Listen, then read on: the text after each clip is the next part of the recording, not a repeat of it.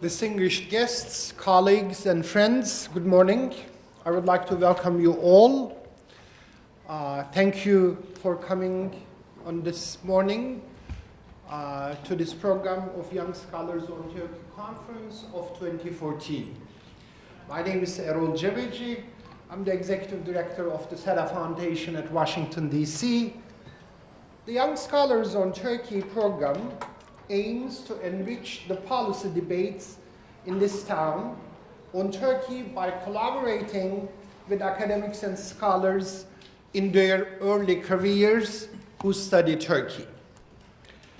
As SETA DC, we would like to contribute to a stronger relationship between the academic world and the policy community working on Turkey. This conference is a unique opportunity for these two communities to engage one another and possibly build long-term relationships. We hope that this conference will contribute to a fuller understanding of Turkey with all of its complexities, dynamism, and richness. As most of you would know, we are dedicated to help deepen the academic and policy debates on US-Turkey relations and more broadly, Turkish foreign policy. This conference is an important occasion to accomplish this objective. We value the diversity of voices and analytical perspectives in debates on Turkey. I would like to call all of you to give us your feedback and suggestions to help to achieve this goal. This is important both for American academics and policy analysts and their Turkish counterparts to reach a better appreciation of the relationship between the United States and Turkey. In today's conference, you will hear presentations on Turkish domestic and foreign policy issues by new and upcoming academics. As always, we have received strong response to the call for papers for the conference from academics in Turkey, Europe, United States, and beyond. We are proud to have reached so many different areas of the world. The fact that so many academics around the world is interested in Turkey is actually a testimony to Turkey's steadily increasing strength. It is also an indication of the truism that you all know that Turkey is a country that never misses a chance to surprise and keep busy. As we try to build on the successes of the past conferences, I'm confident that you will find today's presentations interesting and thought-provoking and well-researched. Once again, please do not hesitate to give us feedback. The Young Scholars on Turkey Conference in 2011 resulted in the publication of an edited volume titled History, Politics, and Foreign Policy in Turkey. The book was edited by Nuh Yilmaz, Kılıç Kanat, and Kadir Üstün, and was published by SEDA Foundation. Also, the Young Scholars on Turkey Conference of 2013 produced another edited volume, Change and Adaptation in Turkish Foreign Policy. It was edited by Kılıç Kanat, Ahmet Selim Tekelioğlu, and Kadir Üstün. I would like to thank our editors for their efforts to transform conference presentations into full chapters by working with the conference participants.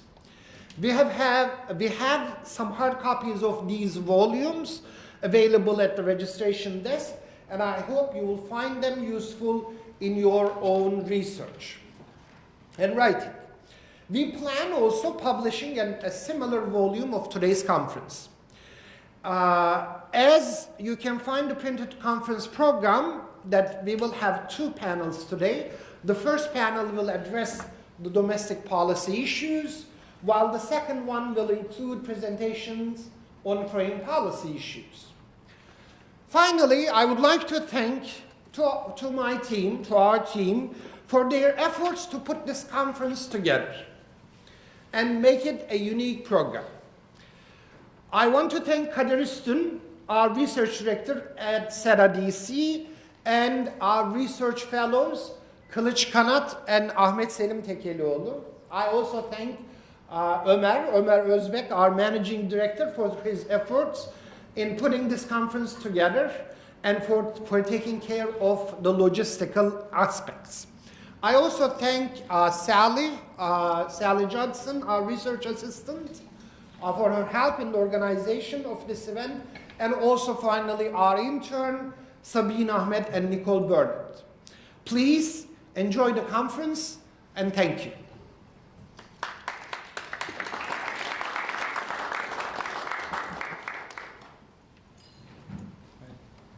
Good morning, everyone, and welcome again.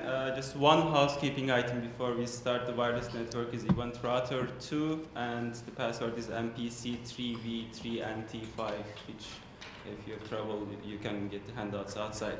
So without further ado, we'll start with the panel. As Rolbey said, we have a fascinating panel that stands out in the diversity of teams and creativity, the way they tackle the issue. So we'll start off with Hüseyin Altekin, and before that we are also fortunate to have Michael Carroll join us as our discussant, and I'll introduce our speakers briefly. Hüseyin is a doctoral candidate in Political Science Department at the University of Texas, Austin, and he studies on ethnic mobilization, comparative politics, with a focus on Turkish politics, and you have the bios in your handouts. Hüseyin.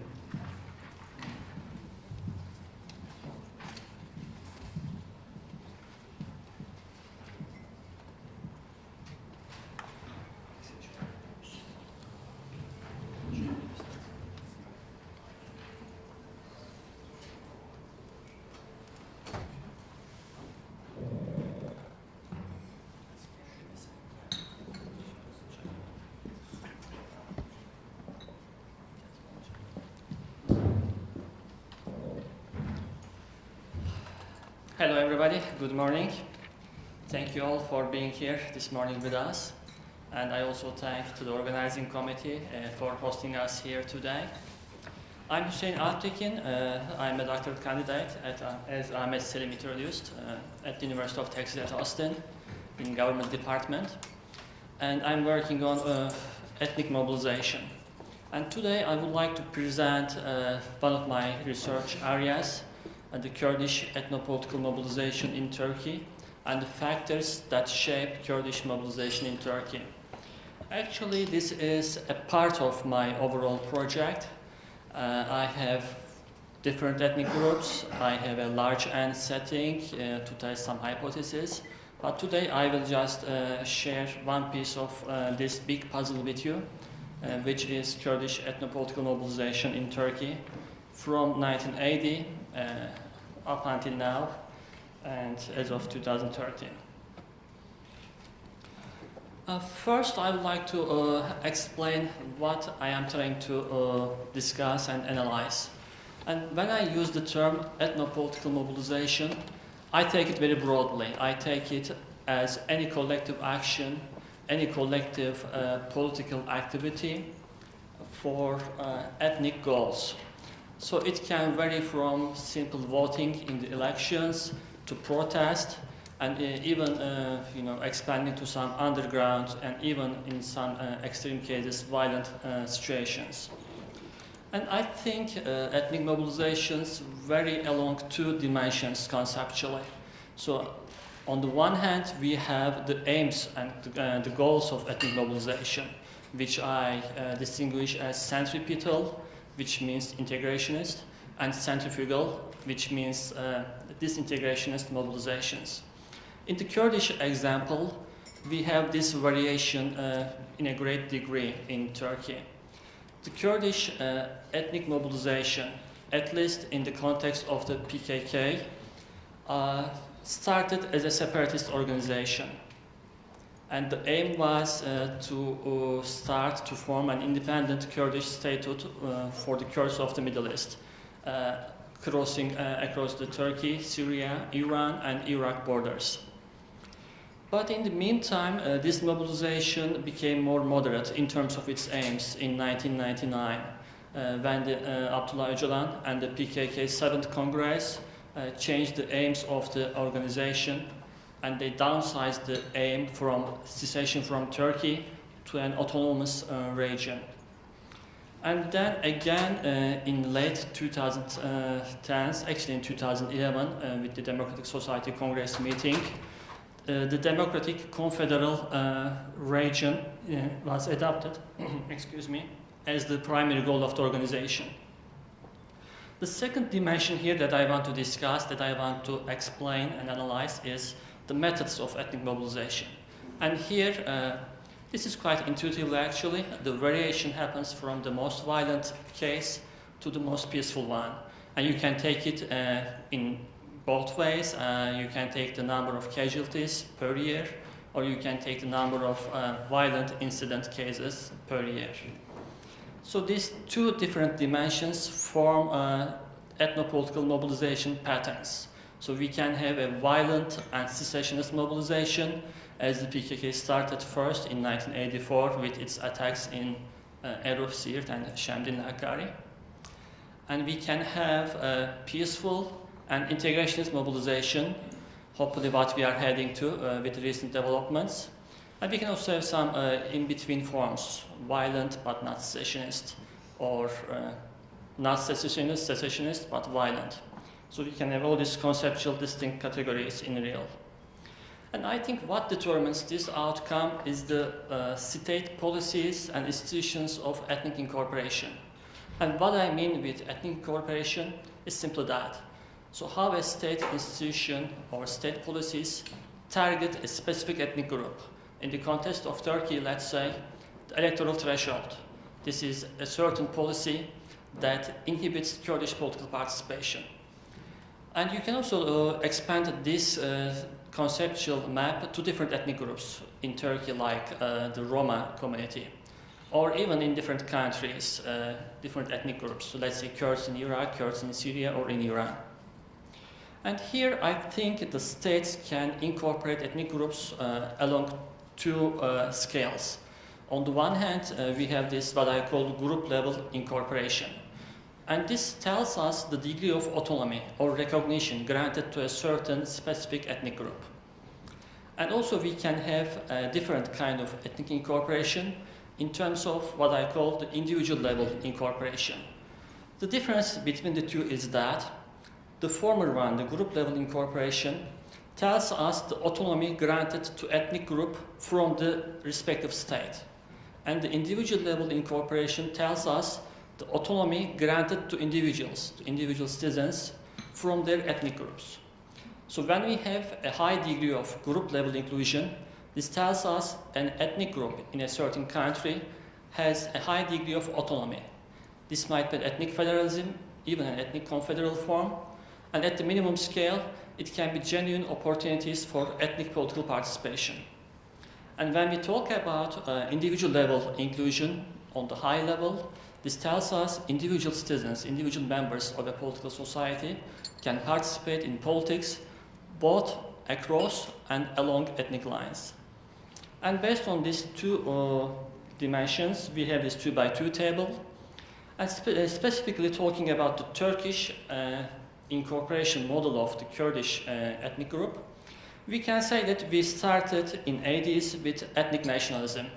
And I think in that particular time period, the Kurdish citizens did not have genuine opportunities to participate in politics, both at the group scale, because there was no group autonomy granted to the community, and also at the individual level, because of the extraordinary rule, the individual Kurdish political participation was quite limited in the first time period, from 1980 to 1994. Then we have this second variation, what I call civic assimilationism. In that time period, the Kurdish incorporation was kind of normalized. So individual Kurdish citizens had more genuine opportunities to participate in politics across ethnic lines. So there was no autonomy granted to the Kurdish community, but the individual participation was more meaningful when compared to the previous era. And the third relevant incorporation model for the Kurds might be something not for the current, but for the future. Hopefully what we are heading to, which is liberal multiculturalism. An ideal incorporation model that was mostly theorized by Canadian philosopher Will Kimlicka, that grants autonomy to ethnic groups. It doesn't have to be territorial, it just might provide a certain kind of political participation channels for ethnic groups, as a collectivity, but also a right to exit to individual members of ethnic groups. Here I would like to discuss briefly the causal mechanisms that I foresee heading from these institutions' policies to the mobilization outcome. And here I have these gray shaded areas which are relevant for the Kurdish case. The other ones, they cover my other case studies, but for the Kurdish case, they are not relevant for this discussion at this time. Starting with the bottom row here, with the ethnic nationalist model, let's say from 1980 to 1994. Here we see that there was no genuine political participation opportunity granted to Kurdish citizens at the individual level and also at the group level as a collectivity. At this time, we saw these three mechanisms. On the one hand, there was no elite empowerment, which means that the Turkish state did not allow Kurdish political elites to emerge to represent the Kurdish collectivity in Turkey. On the other hand, we have ethnopolitical awareness, which was very high at this time period. Because the Kurdish community, as an ethnic group with a very high political consciousness and pre-existing mobilization level from the 70s, it was very live for Kurdish political participation, and even back in the 60s. And this selective exclusion of this ethnic group increased the ethnopolitical awareness, ethnic identification, ethnopolitical consciousness tremendously. And the third mechanism was here the deprivation mechanism, which was theorized by political scientist Ted Gurr.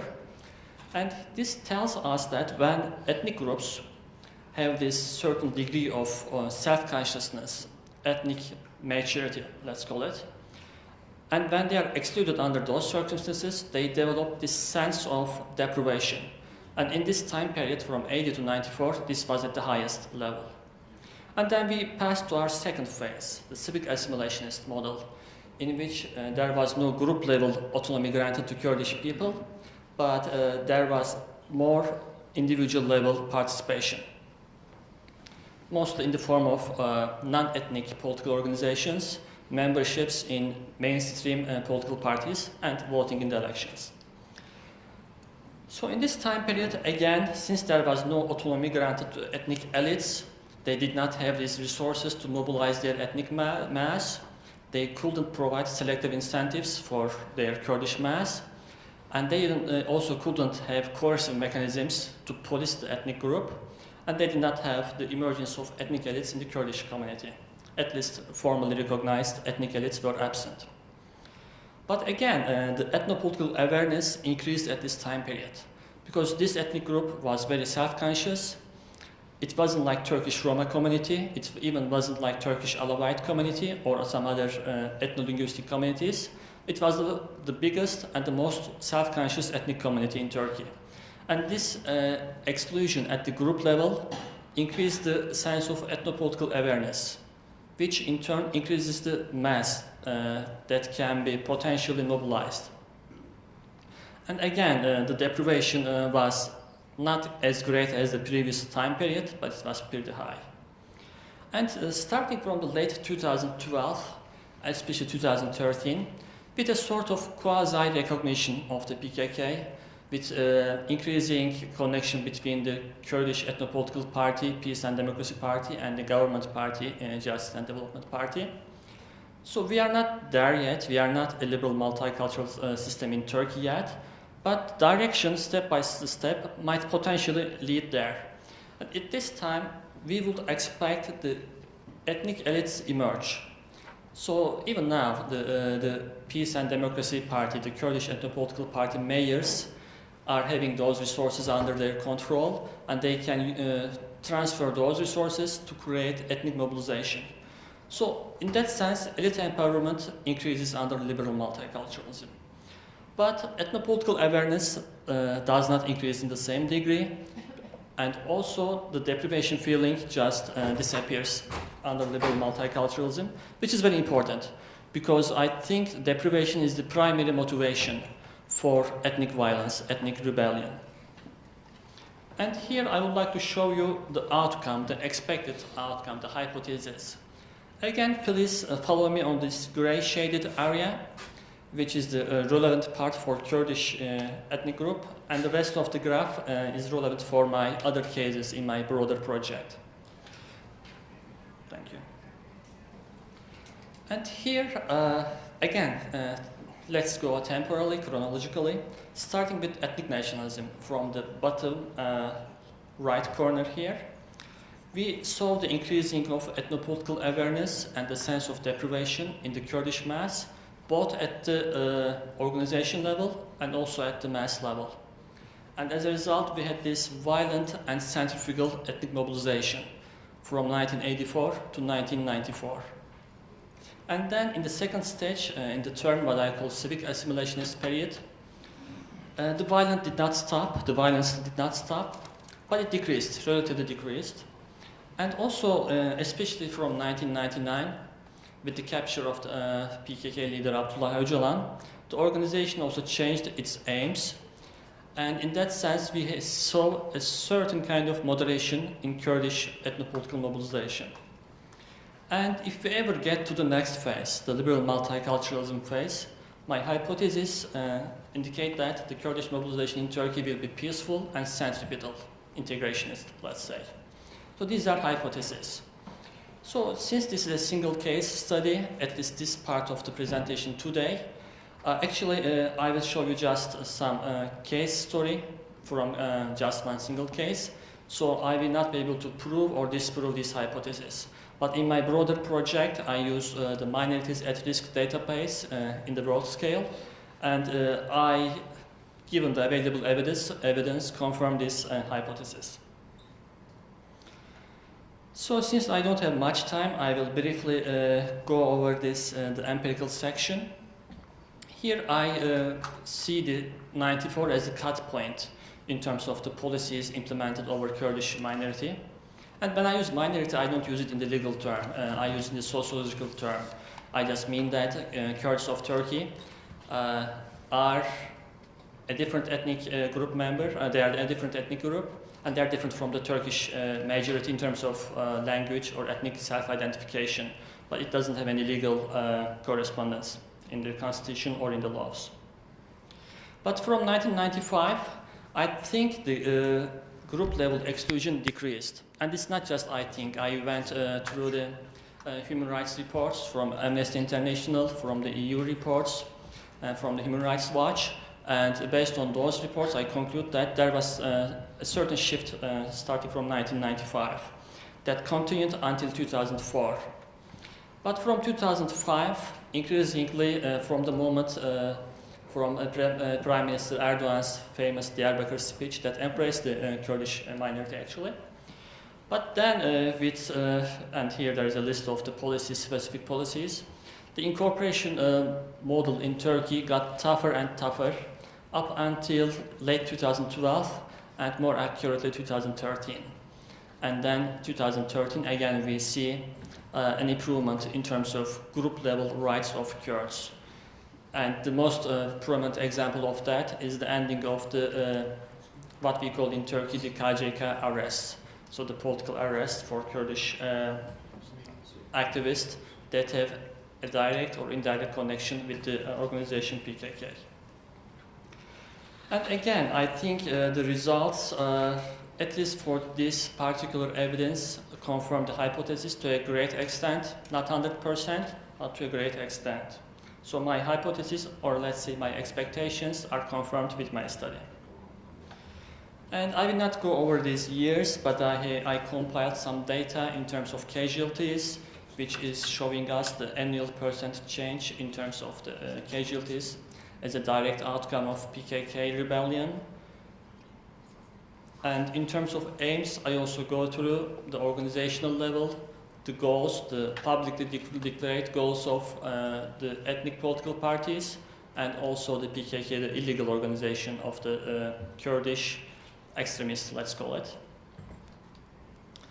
And this brief empirical evidence is in line with my hypothesis, and hopefully in another occasion I would like to discuss the broader implications of this research with you. Thank you very much for your attention, and I will be happy to hear your comments and questions later on. Thank you.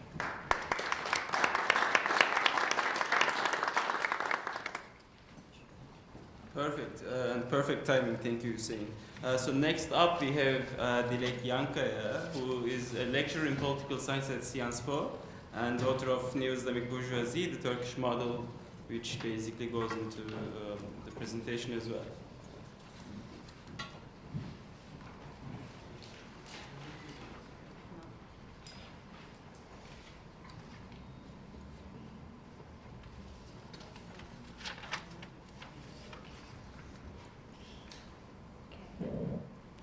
So, hello.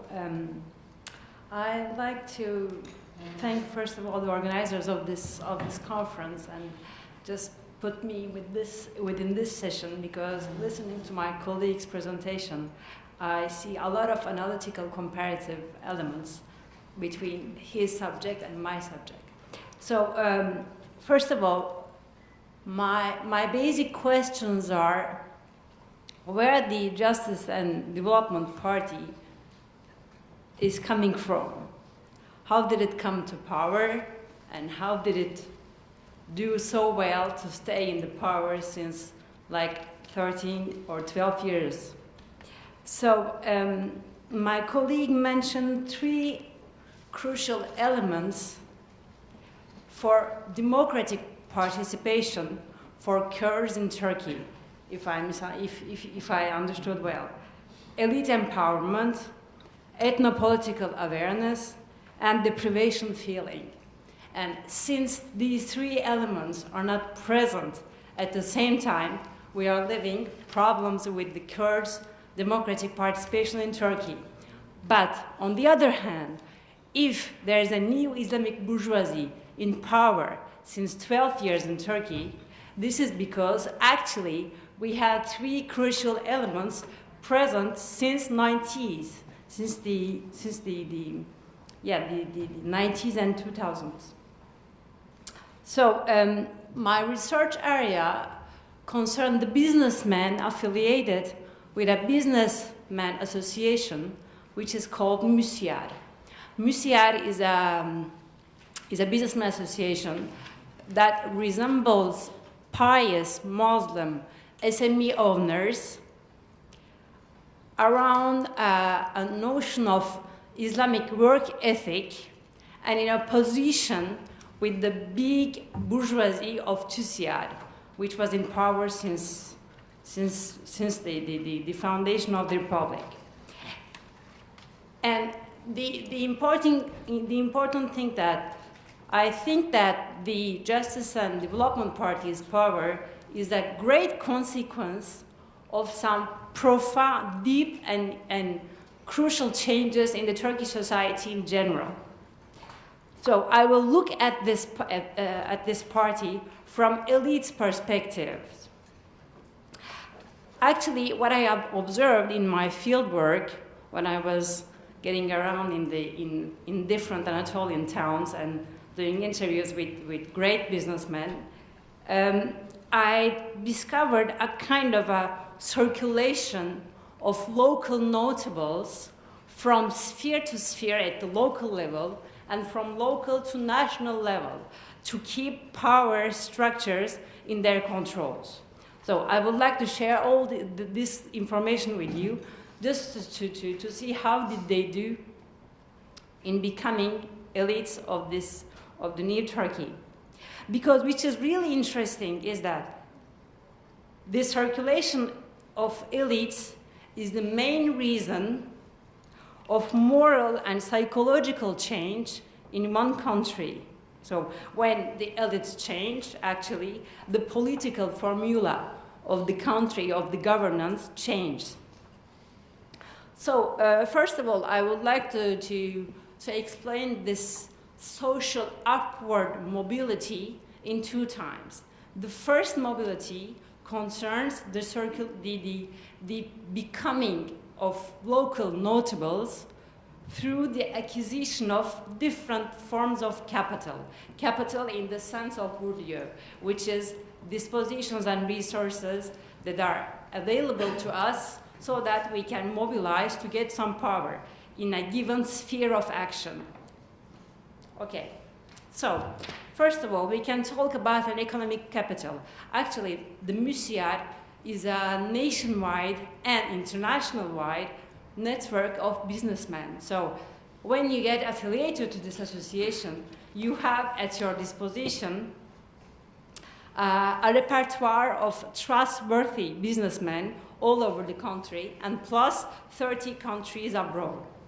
So there are activities, visits, international fairs, and which are to give you contacts to give to the business, to do trade. So you have imagine that you have a great market in your hands so that you can develop your business. So this is the one of the reasons why these businessmen could acquire more and more economic capital. The second type of capital is the professional human capital, which is that, as I said, there are a lot of activities, seminars and conferences and programs so that these businessmen can actually develop their visions, develop their management and professional skills. And what is really interesting from my interviews is that to become a member of MUSIAD gives them a lot of self-esteem and psychological openings and the willingness to trade with all around the world, actually. So this is how they feel themselves more comfortable in the international market.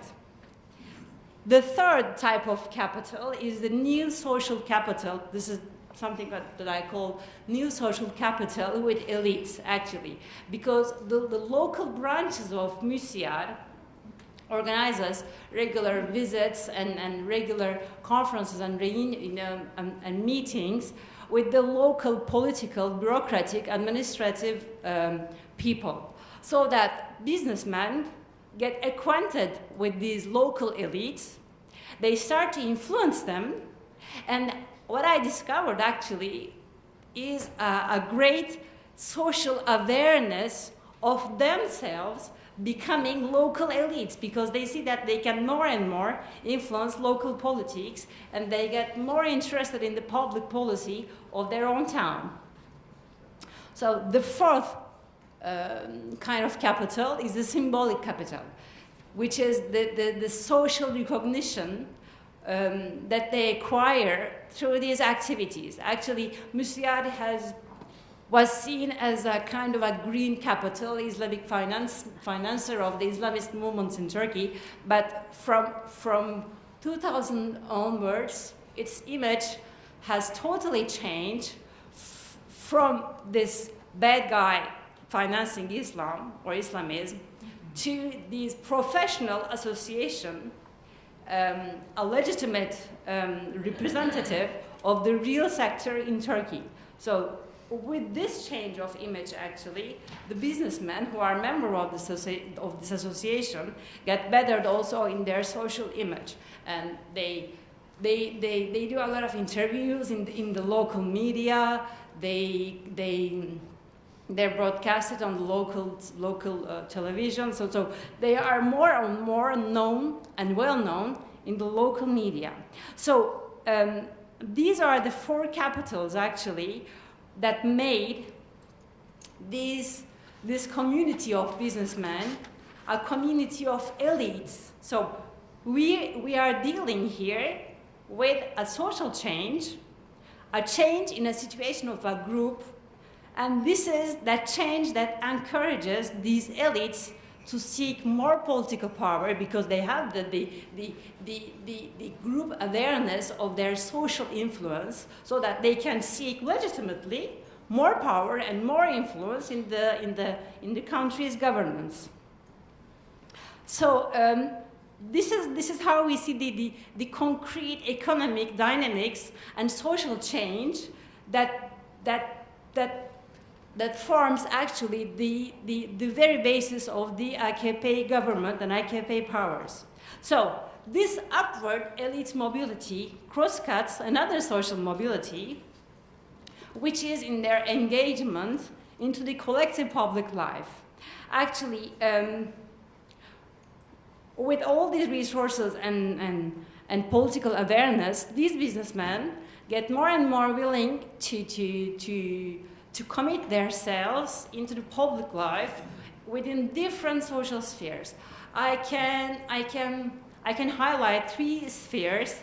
The first one is the civic associations, the civil society, mainly the charity organizations, the social organizations about like religious activities and stuff. The second one is political parties, engagement in the local organization of the political parties.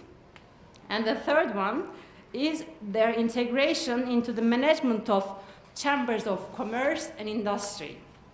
I will not go into detail. I don't know how many times I have. Okay.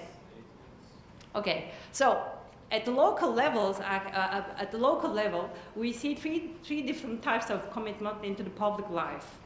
So the engagement in the civil society, solidarity, and charity organizations actually assures them a social, more and more social recognition, respect, and a kind of a moral image. So they become actually local notables who do well, who do some good for the social life of their own locality.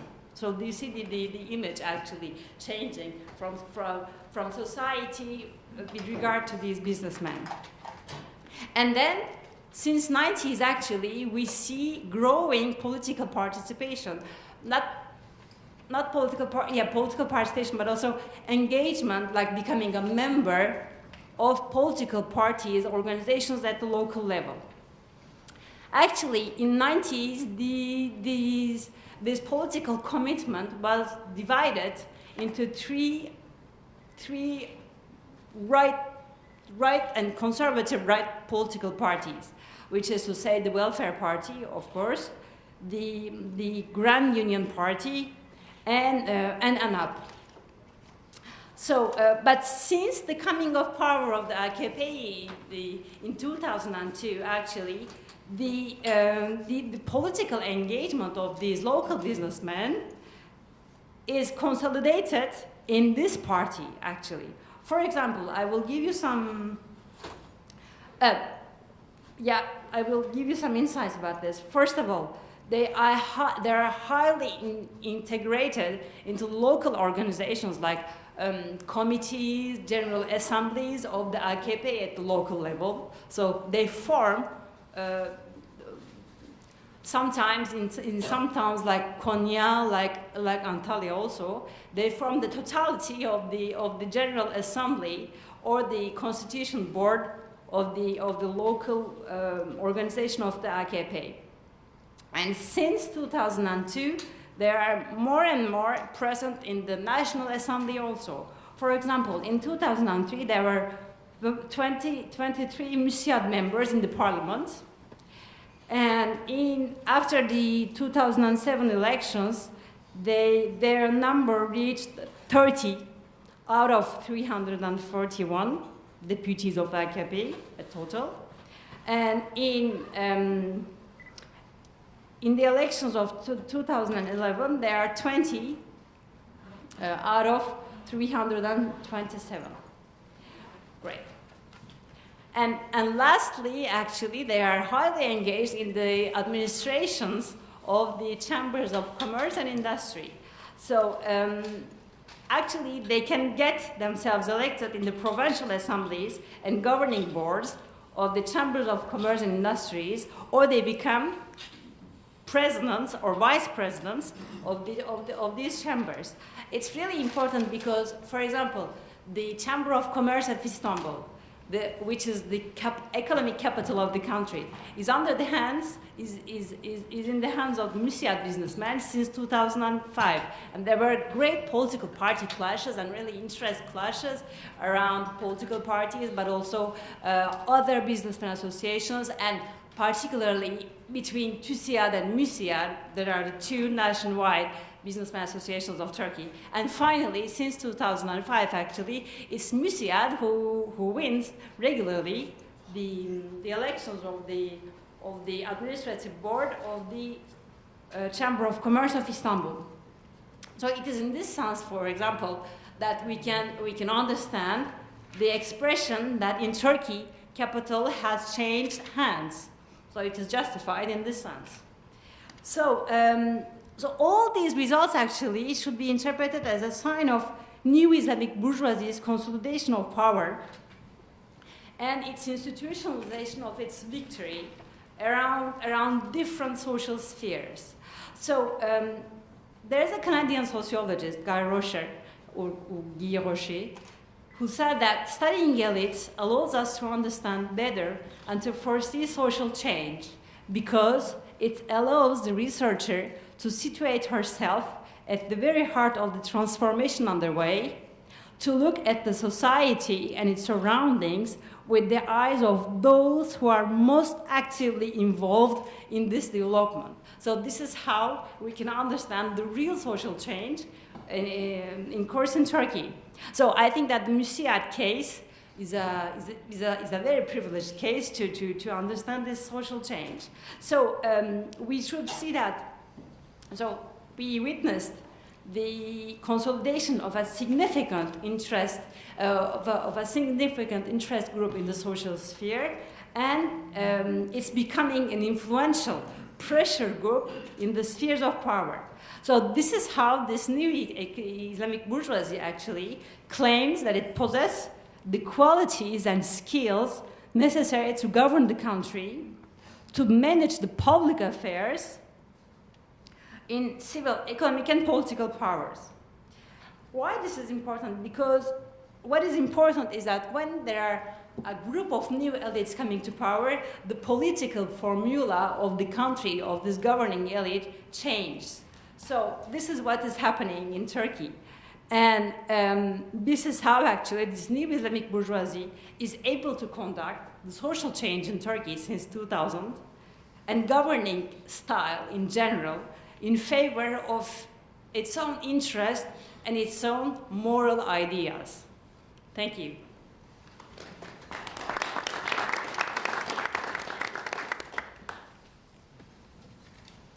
Thank you, Dilek, and again, thanks for keeping up with the time. So we'll have our next presenter, and then we'll go into our discussant. Mineta Falar is our next presenter, again from University of Texas in Austin, and she's in the government department at UT Texas Austin, working on conditional cash transfers and citizenship rights in Turkey and in Argentina. And I guess we'll hear about Turkey this time around with the title "Transformation in Turkey's Immature Social Assistance System."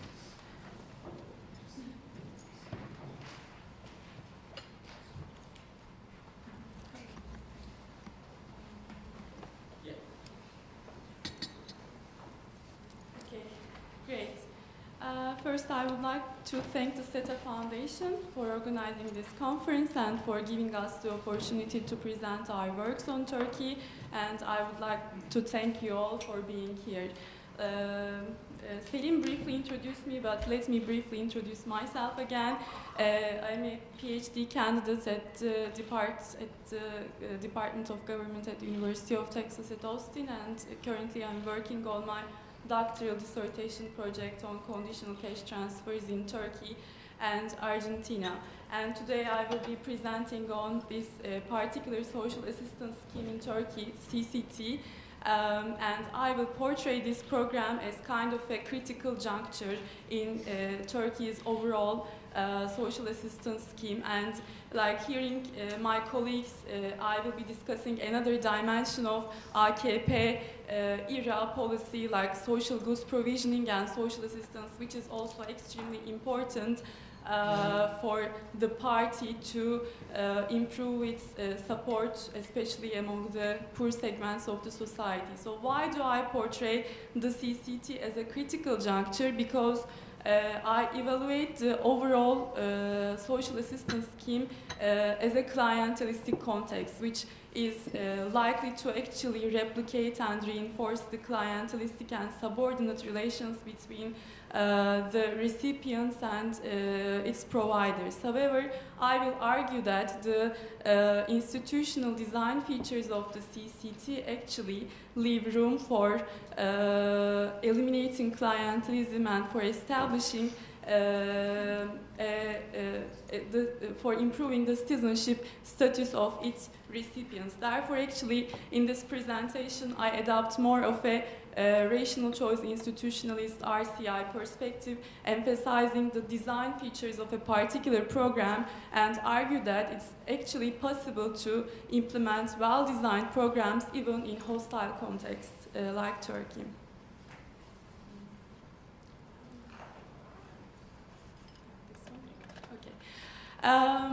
My presentation is mainly going to be based on 4 parts. First, I will be briefly describing the CCT, then I will elaborate on Turkey's experience of the conditional cash transfer program, and in the last 2 parts of my presentation, I will be discussing the limitations of the CCT and the limitations of overall social assistance programs in Turkey with some policy suggestions.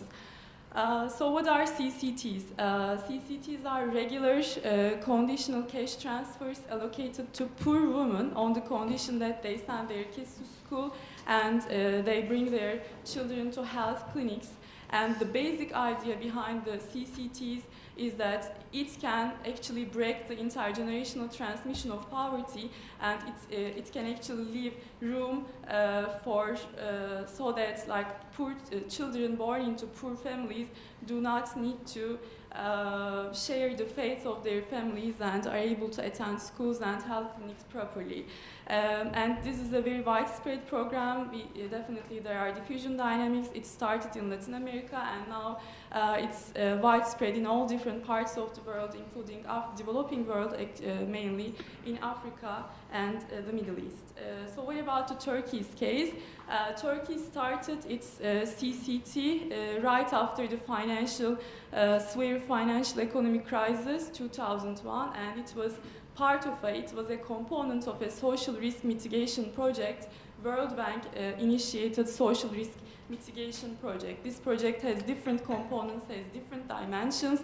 One was actually to improve the institutional capacity of social solidarity foundations, sosyal yardımlaşma ve dayanışma vakıfları in Turkey, which are actually in charge of receiving the application for this social assistance scheme. And why do I portray this as a critical juncture? What are the distinguishing design features of the program? It was the first regular conditional cash transfer. Prior to its initiation, beginning from the 1980s, beginning from the Özal era, we had some funds like Fakir Fukara Fonları funds. But these were mainly distributing social assistance, irregular social assistance, ad hoc, and mostly in kind, extremely discretionary social assistance. But the CCT is different on the basis of its design features. And why are these design features important? Why is it important that we have a regular cash transfer? Why is it important that it is distributed in the form of cash and also women are the recipients of the program? Why are these institutional design features are important? Firstly, it is important that this is a regular transfer. When we compare this with irregular social assistance schemes, for instance, the applicants or the recipients, need to apply again and again.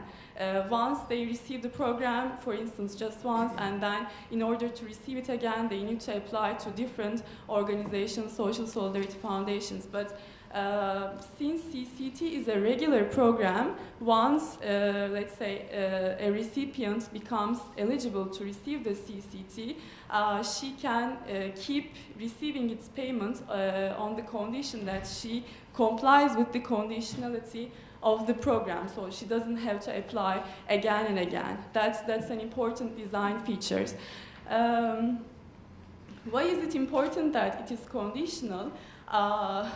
We know that in Turkey, for instance, social assistance schemes or other, let's say, we know about the patronage, corruption, clientelism, and these kinds of social assistance schemes can be offered like as part of a vote buying bargain or like as part of a favor conditioned on the recipient's support to the party or to the organization distributing this social assistance. But CCT is conditional, so the recipient knows that as long as she complies with the conditionality of the criteria, which is there is an attendance, 80% attendance in schools, and also proper checkups in health clinics, health centers, she can keep receiving the CCT. So the conditionality dimensions really leaves less room for the political maneuvering, political manipulation of the program.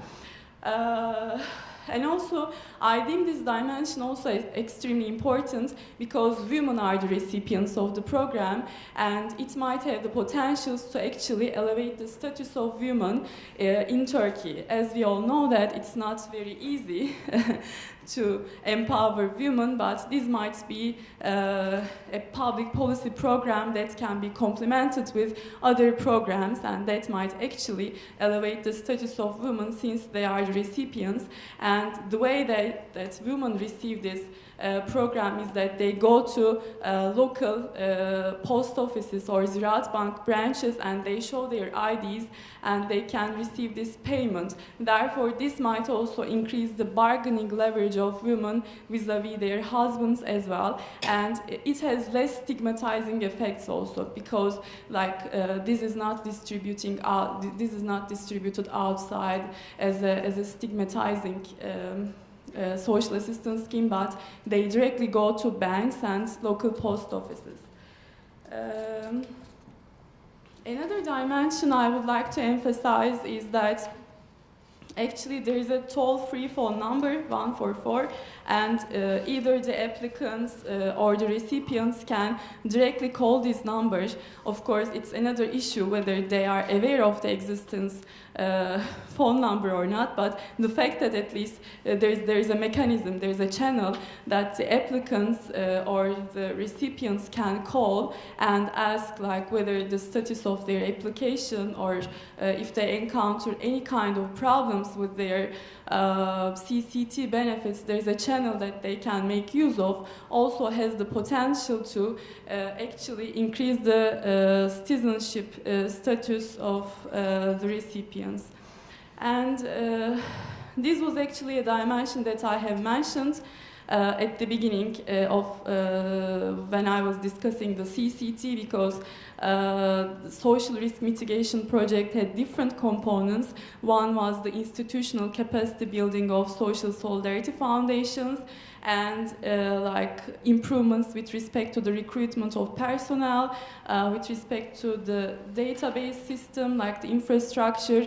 Now there is a better monitoring mechanism, there is a better information mechanism that the officers in Social Solidarity Foundation are able to have access to, leaving less room for discretion and leaving less room for clientelistic maneuvering. And also, actually, I view the CCT not only as a critical juncture, but also, as we all know in political science debates and discussions with respect to public policy programs, actually once you implement a well-designed program, that there are potentials that it might have spillover effects. It might trigger the formation or initiation of some better, other better programs, and one such program was regular cash transfer for widows. Actually, for instance, Boğaziçi University Social Policy Forum was in charge of this project. They carried out interviews, surveys in order to understand like the basic needs of poor women, and actually they came up with a different policy suggestion. Their policy suggestion included women who divorced from their husbands as well, but the final policy implemented excluded women who divorced from their husbands and only included the widow women whose husbands have died. But still the fact that it is a regular cash transfer targeting women, targeting vulnerable segments of the society, gives me the impression that there are potentials to improve the immature social assistance scheme in Turkey, and CCT was one of the main trigger effect of this program. Okay, I have discussed about the positive design features of the CCT. What about some of the limitations that should be addressed? One issue has to do with the current eligibility criteria. Actually, when this program first started, there was a scoring formula, and there was a cutoff point, and the recipients below a certain applicants below a certain cutoff point were eligible to receive their CCTs. However, this scoring formula changed 4 times, and currently TÜBİTAK is actually working on, as far as I know, on the basis of my fieldwork notes from last year, is working on a new scoring formula, a new poverty score. However, this is not put into effect yet, put into force yet, and currently the main eligibility criteria is that that's for sure whether a household has social security or not. And the General Directorate in Ankara rejects any applicants with social security to receive the CCT. Of course, there are some other indicators that the social solidarity foundations are looking at, such as the number of children in the household, or like whether the applicant has their own house or is paying rent. But realistically given the situation in Turkey, like the minimum wage and all the other dimensions, it's not really realistic. We all know about the issue of the working poor. The fact that like a household has minimum wage does not necessarily mean that the household or the breadwinner of the family is actually able to cover the expenses, health and education expenses of the children. Therefore, I think that the eligibility criteria need to be revised and transformed. Another dimension has to do with the amount of the CCT, especially compared to its other worldwide counterparts in Latin America, let's say Brazil, Mexico, or Argentina. The amount is extremely limited. There was a conference in Ankara, I think last year, and this dimension was discussed, and there are some ideas, debates as to increase the amount of the CCT, but that should definitely be addressed so that it can have some kind of a substantial effect on the health and education expenses of the children receiving these programs, and it can combat this structural barriers against poor children. And also, that it's definitely necessary. It's definitely something positive that the state is making sure that children are regularly attending schools and receiving proper health checkups. But of course, we all know about the problems related with the quality of services with respect in low-income neighborhoods in Turkey. And unless the quality of health and education services are addressed in a better way, then there is really no way that these children, these disadvantaged children are able to overcome these barriers. So CCT needs to be definitely complemented with other programs as well. One of the things that is mainly discussed in the literature, like for instance with respect to good, well-designed programs, is that these social assistance schemes need to have better information, good information dissemination systems, so that actually the target group that is eligible to apply for these kinds of programs are aware of the fact that they can receive these programs, because this is a demand-based system. Like the applicants need to apply first, like the social solidarity foundations are not really knocking on the doors of poor people and asking them whether they would like to receive the CCT or not. First, they need to apply. Therefore, it's establishing a better information dissemination system is definitely extremely important, and different channels might be used in this dimension, such as like through school, through teachers, through health personnel, on TV, on media, like with different pamphlets and other things that should be addressed. And one final point has to do actually, I feel like a well-designed social assistance scheme really should be immune from any kind of political maneuvering, and actually the state should be in charge of really distributing this program. However, in the current context with the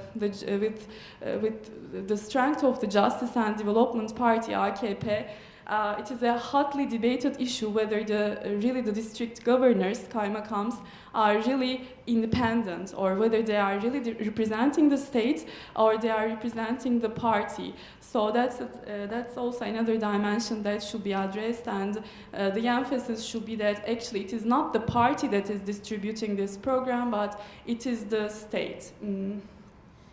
Okay, finally, just to wrap up, what are the overall limitations in Turkey's major social assistance schemes and where to go from there?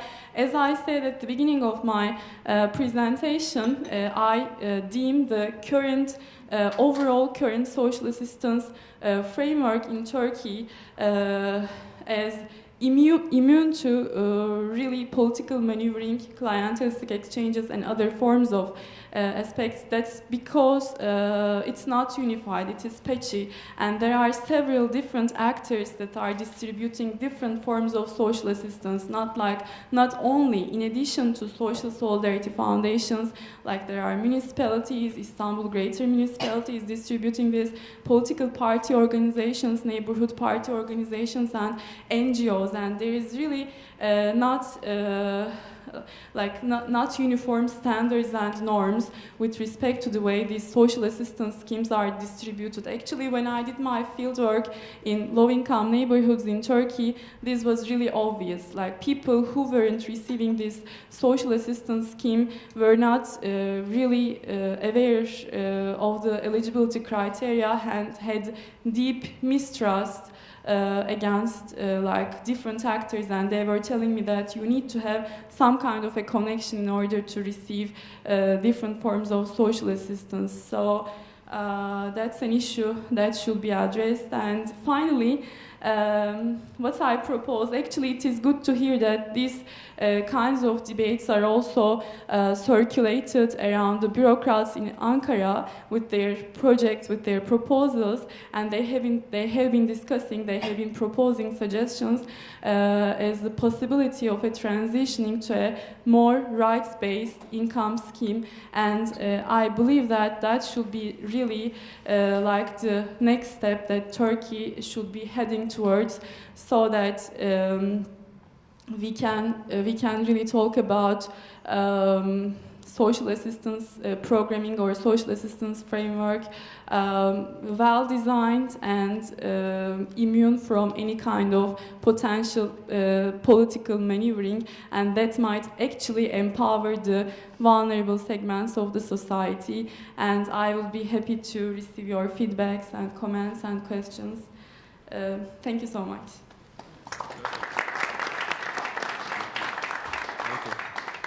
Thank you, Mina. And I've never been to a panel where people are so respectful of the time they are allocated to. So thank you all. And next up, we are up for a treat. Michael Carroll from Halling Center, Executive Director of Halling Center, is our discussant today. And familiar face from Boston, a loss for Boston, a gain for DC, with one leg in Turkey. We definitely want to contextualize these three distinct yet, at the same time they're parallel papers. Well, I'd like to begin by just saying thank you to my colleagues at SETA DC for inviting me to come here today and for giving me the opportunity to read some rather fascinating papers and listen to today's very interesting presentations. I will make a few brief comments, but I'll admit that after reading the papers, I found myself filled with more questions, and I'll talk about that in a moment. But I think the best way to start off is to talk about how our introductory speaker this morning talked about the dynamism and increasing complexities of Turkey. And as I read these papers, I began to wonder and also think about, through my own experiences, how true that is really beginning to become, especially over the last decade and a half. Big picture, and in terms of a policy level, I think today's presentations highlight that there really is a rather remarkable transformation ongoing in Turkish society, especially in the recent decades. The presentations talk about how there is a greater social awareness and a greater societal participation, and yet it still has a long way to go. I also see that there is a greater sense of political identity, but also an amnesia in some respects. I've also noticed through some of our own work at the Halling Center that younger generations of Turks are beginning to have an inward look at their society and a lot of the difficult challenges and problems that Turkey is going to be facing, not just in the immediate future, but in the medium and the long term as well. And also, the presentations highlight the changes to even the bureaucratic nature of the Turkish state, the development of a better functioning welfare state, but a development that still has quite a ways to go. To my questions. I obviously am now living in Washington, D.C., and while it was great to be in Boston, I now can't help but think about the next election cycle. But obviously not the American election cycle, but the one that's coming up in Turkey in the next few months, starting with municipal elections, followed by the presidential election, and then in the near term as well, parliamentary elections. And as I was reading these papers, I started thinking about what many of these participants were saying in the context of what's going to be coming up in the next year to year and a half. And so I offer, rather than comment, I ask some questions of my fellow panelists here. You mentioned, Dilek, that there is a highly integrated, almost symbiotic relationship between Musyed and the AKP.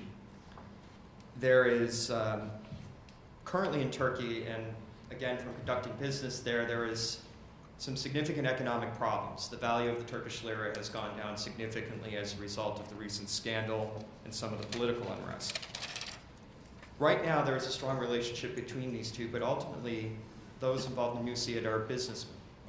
And the decline of the value of the Turkish lira makes capitalization more difficult, makes purchasing power more difficult, and whether or not the AKP's actions to stabilize the currency will be seen as enough.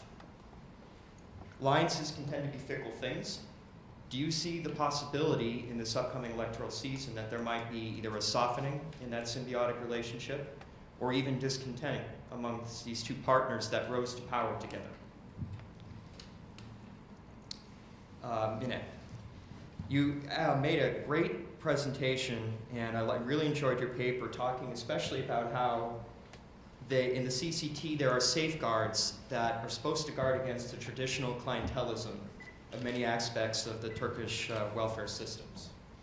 And I think while it's working very well right now, you even mentioned towards the end of your presentation that there's this slight danger of the CCT being seen as something that is given by the party rather than that of the state. And I know that, from my experience here in the United States, these types of programs typically create political constituencies. And I'm sure that's also the case in Turkey as well. So I ask you, do you see, and maybe could you elaborate on, whether there is a danger of politicization of the CCT among other welfare programs? And whether or not these social welfare programs have enough safeguards built within them to prevent traditional clientelism.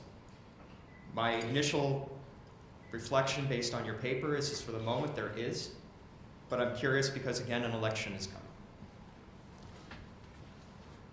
I really enjoyed reading your presentation and learning about the oscillating nature of political inclusiveness for the Kurdish state. And I thought your presentation was very interesting in saying how actions created the ethnic and political identity of the Kurds, starting all the way back to 1980. One of the things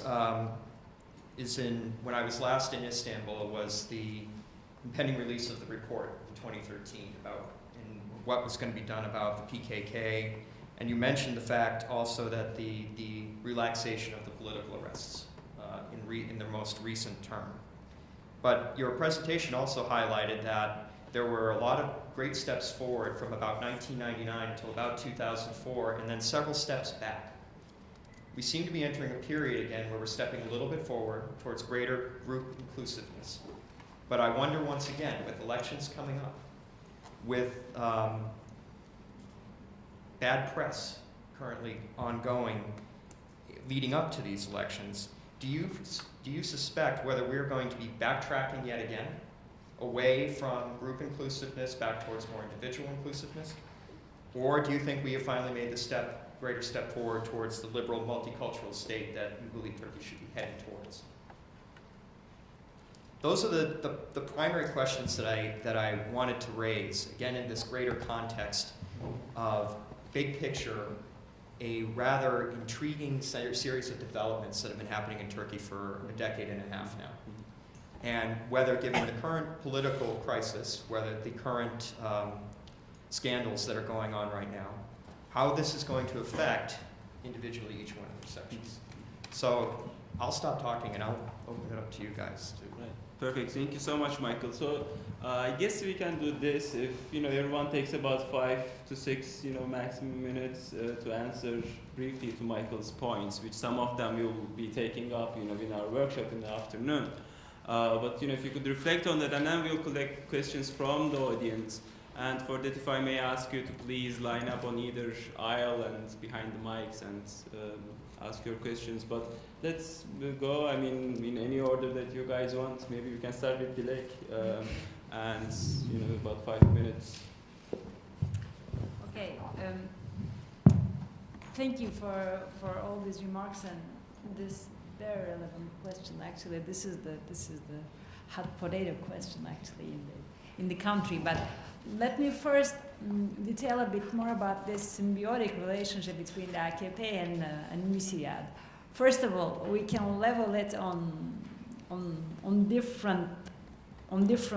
with respect to different elements. First of all, there's interpersonal relationships, because in 1990 actually we see a kind of a division of labor within this Islamist movement. Between those who engage in economic sphere and the others who engage in the political sphere. So they are long-time friends. They got socialized together in the 70s and 80s. So there are really interpersonal connections and a great porosity between these two formations, because, for example, Abdullah Gül is a member of the Müsiyad, as well as Tayyip Erdogan. So, but they are not active members, but they are at the beginning of this businessman mobilization also, and vice versa. So, so other than these interpersonal connections, you have ideological connections. Actually, both of the both of the organizations represent these new ascending pious middle classes who were frustrated from the modernization and the globalization, and who were reclaiming more participation in the international market, but also taking a bigger part in this modernization processes of Turkey, as well as within the Europeanization. So you have both institutions represent the same ideological claims of the same classes, and so it's highly tied, actually, these relations. So I don't expect for a clear separation between these two organizations. Yet, for example, of course, as a business association, Müsiyat is more autonomous from the political sphere, and it can dare to criticize sometimes the AKP policies and positions. For example, last June, when we had these great Gezi mobilizations, actually, the president of Müsiyat made a declaration to invite the not the AKP but the Tayyip Erdogan, actually, to get to have a more a calmer position, to try to understand all these reclamations, all these claims of the younger generations, who felt actually frustrated from this system and from this government. So they were more positioning themselves on the side of the population than on the side of the politics. So they are able to take some distance when it is needed. Also within this corruption scandal, actually, they invited the government to make a clear distinction between politics and judiciary and economics, and they invited them to deal with the question more on a neutral basis and not that engaged and committed in this rumors. So I don't expect a clear separation, because there is no other candidate to power that can assure these neoliberal opportunities for the businessmen. But maybe they can a bit try to be invite them to be more modest on their some radical positions. Thank you. Mine, perhaps you can. I can go. Well, these are definitely great questions, and when it comes to the elections in Turkey, we all know about the populist cycles, and anything can happen prior to the elections. Well, probably I'm not the person to talk about, for instance, the ethnic dimension. Hussein is working on on ethnic politics, and I'm not an expert on ethnic politics, but I can definitely say that what the CCT achieved at least was at least to improve the bargaining leverage of the Kurdish women. When I didn't do my field work in southeastern and eastern Turkey, especially this was the area where this program is extensively distributed, and which makes really more sense. I did my field work in low-income neighborhoods of Istanbul, such as Bağcılar, but when I talked to Kurdish women, they were telling me that they were voting for the Peace and Democracy Party, but they were receiving their CCTs, and it is the responsibility of the state, and they do not have to exchange their votes. It is their own right to decide on which party they're going to vote for. So I really deem this as a positive improvement. But with respect to the election cycles, actually there is no way. I'm pretty sure that the municipalities are going to increase the amount of social assistance they are going to distribute, the AKP municipalities, particularly when we take into account the resource advantage that they have, and there are really no checks and balances, there is no transparency with respect to their budget. Therefore, definitely, I think it is going to boost this cycle, and unless we really implement a rights-based minimum income scheme, and unless we really have this multiplicity of these different actors distributing different forms of social assistance schemes, the manipulation, the political maneuvering, unfortunately, is going to continue in my view. And one final thing, I mean, of course, I'm not an expert on AKP either, but from my fieldwork experiences in the neighborhood branches of AKP, Justice and Development Party, it was obvious that it was a huge patronage network. Like citizens were going to these branches, like filling in. These are municipalities, or These are party organizations. Neighborhood organizations, parti teşkilatları, like filling in their CVs and asking for patronage.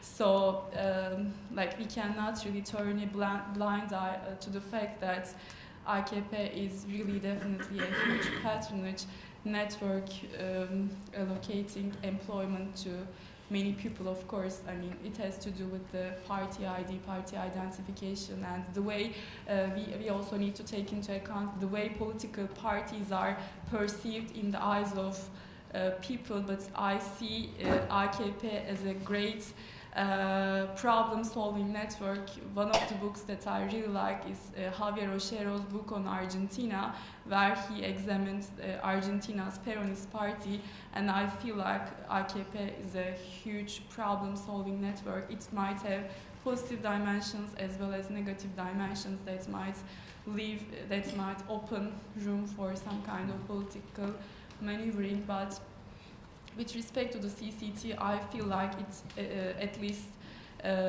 improved the bargaining leverage of Kurdish women, and it is really good for the region, eastern and southeastern Turkey. I think, if I may, just for 1 minute, if you could talk to, what's the situation in Argentina, how does it fare to the Turkish case? I'm sure it's not possible to do that in 1 minute, but just maybe briefly. Well, yeah, maybe I can briefly talk about my doctoral dissertation project, and why I chose Argentina as a comparative case. Actually, I evaluate these two contexts as two clientelistic contexts, but two most different systems design. Of course, there are various differences between Turkey and Argentina, but one of the similarities has to do with the way Peronist Party and the incumbent Justice and Development Party are operating as really huge clientelistic networks. And I'm looking at, of course, the Peronist Party is a left-wing party, Frente para la Victoria, but the way these parties are organized, there are similarities, and I'm looking at a similar program in Argentina, a similar CCT, Asignación Universal por Hijo, and looking at whether this program is also manipulated by the incumbent Peronist Party. And my overall findings is that, like, when you have well-designed institutional programs, like the rules of the game or the formal rules of the game,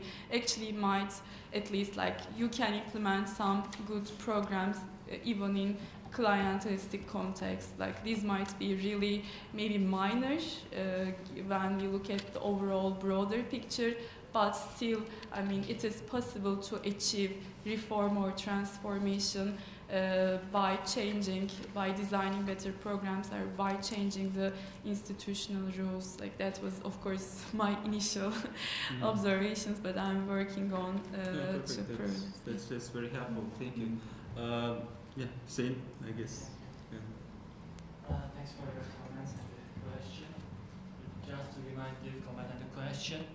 The comment was there is a great variation in terms of the state policies toward Kurds in Turkey, and the question is there hope? Should we be hopeful about the future of the Kurdish mobilization to take it a peaceful form for the future of Turkey? Speaking of the variation, yeah, the variation is great. And speaking of the last decade, we had some up and down moments in terms of Kurdish mobilization in Turkey. And the biggest downturn trend, actually the sharpest one, was in 2006 with the anti-terror law changes. So certain activities were criminalized. They were taken from the Turkish criminal code context to the anti-terror law context. So that was a bad moment. And after that, we had this what we called KCK arrest, the political arrests of Kurdish activists from 2009 to 2012. And in my interviews, let's say with Ahmet Türk in Diyarbakır, I heard this number of 8,000 political activists being arrested in this 3-year time period. So that was the bad time period for Kurdish politics. And there were also certain academics like Büşra Ersanlı or public intellectuals like Ragıp Zarakoğlu being arrested for their political activities.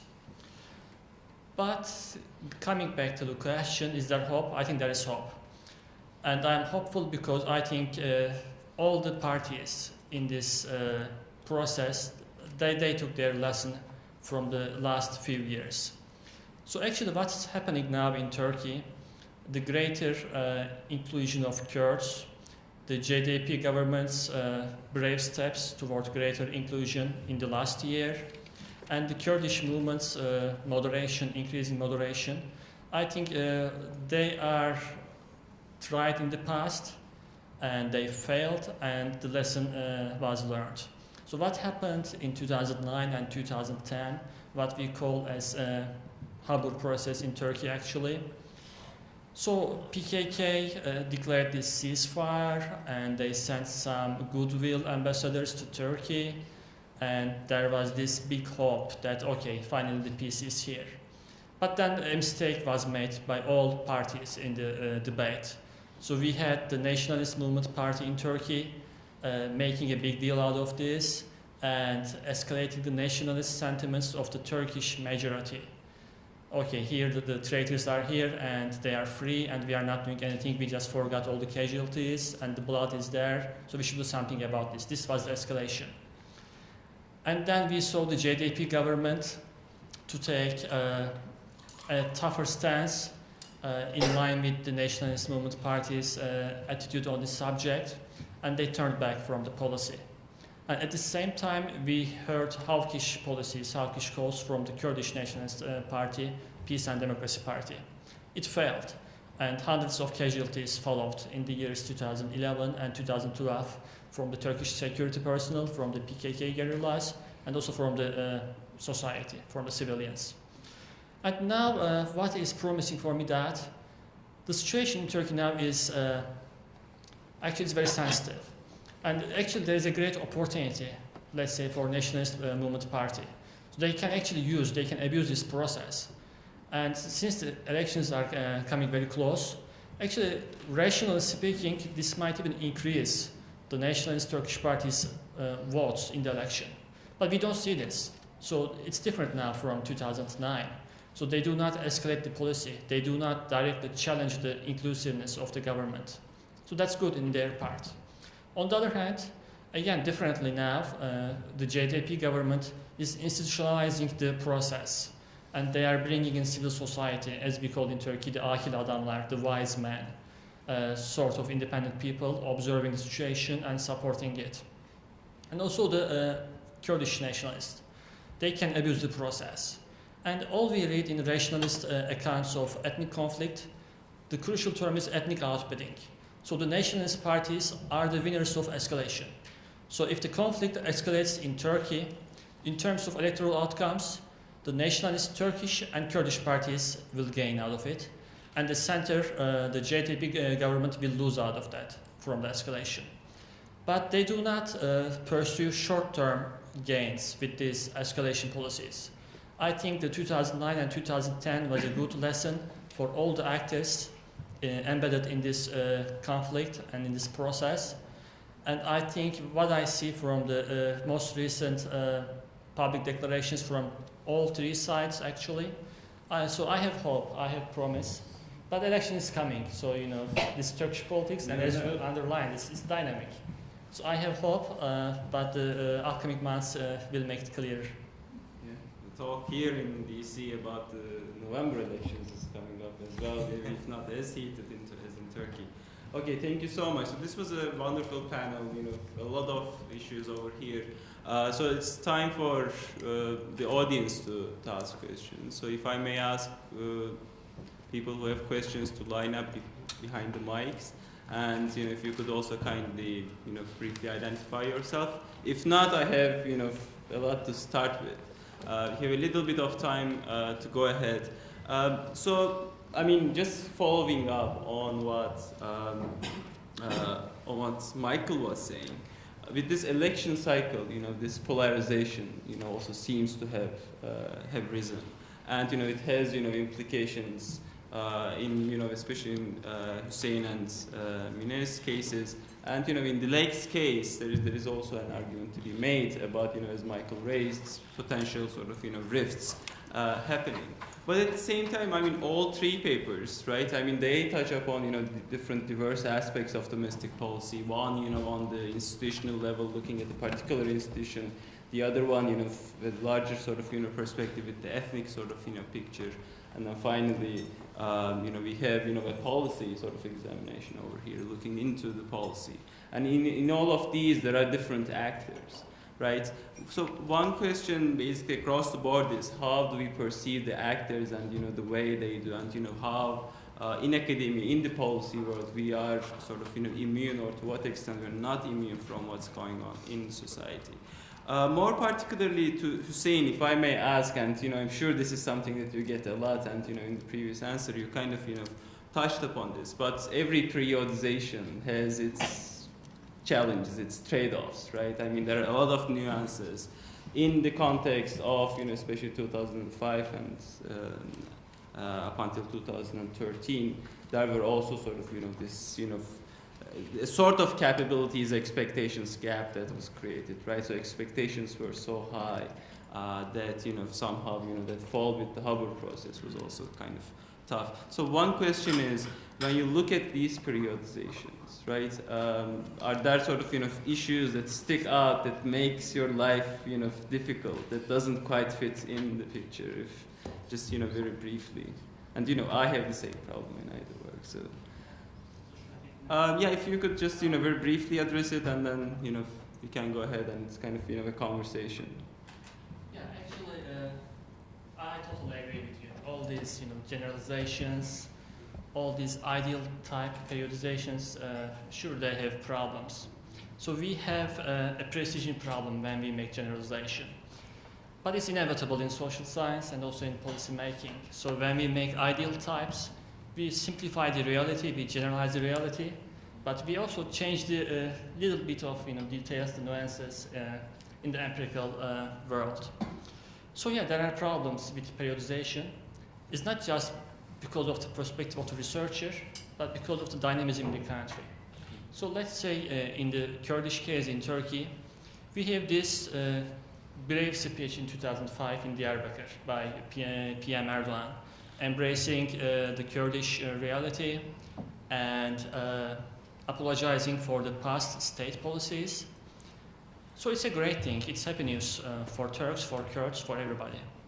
But then 1 year later, the new law comes, the anti-terror law. So discourse and the policy, they do not fit. And then the arrests start. And the same policy, the same government, then changed again in late 2012.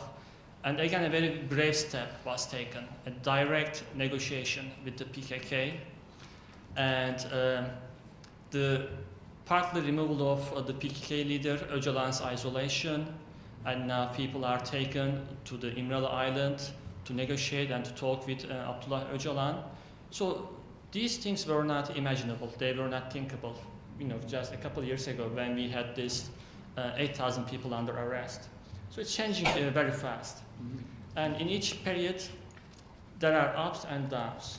So I guess, for example, Uludere-Roboski case is one of those downsides in the more recent, more positive sort of area, right? Yeah, I didn't touch on that, yeah. But which perhaps, it's also interesting that, that doesn't derail the whole process. That, it is still sort of manageable, which maybe, also speaks to your sort of, larger narrative over here.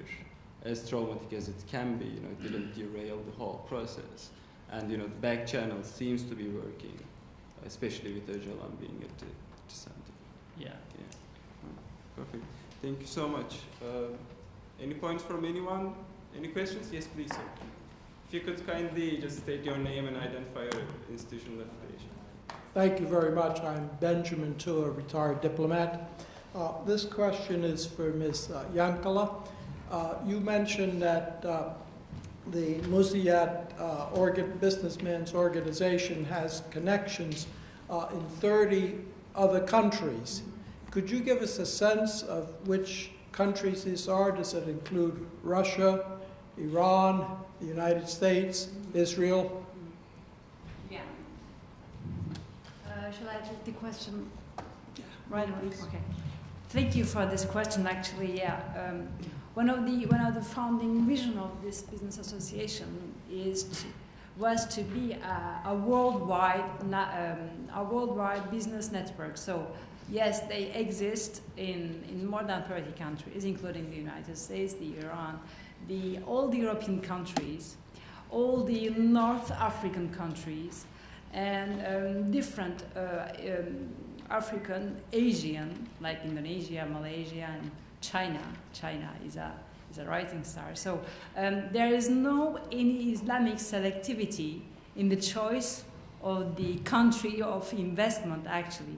And there are a lot of businessmen doing business with Israel, importing primary materials actually from Israel, or with Jewish businessmen that they recognize as masters of commerce. Actually, they respect a lot the Jewish and non-Muslim businessmen in their own, according to their own ethics of work.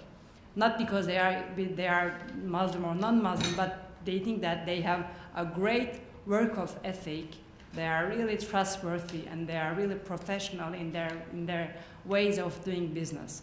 So yeah, it's a worldwide international network actually. How about Iran? Iran, of course, there's a branch, there's a representative in Iran, and they have quite a trade relation with Iran also. I can't go into detail now in terms of quantities or qualities of the trade, but they are very, very much present in the Iranian market, especially in the construction market, because there are a lot of construction enterprise in this association, so they are highly integrated in the Iranian market. Hi, I'm Sharon Weiner from the Foreign Service Institute. This is also a question for Dilek. Could you talk a bit about, or do some comparison between how you've described Musiyat operating, both within Turkey and outside Turkey, and the role of TUSCAN, because they do very similar things, and then comment on, sort of relationship between TUSCAN and the AKP. Thank you. Actually, this is a question that comes quite frequently recently. We know why. So yes, both of them are business associations claiming a nationwide representation of the SME sector, particularly.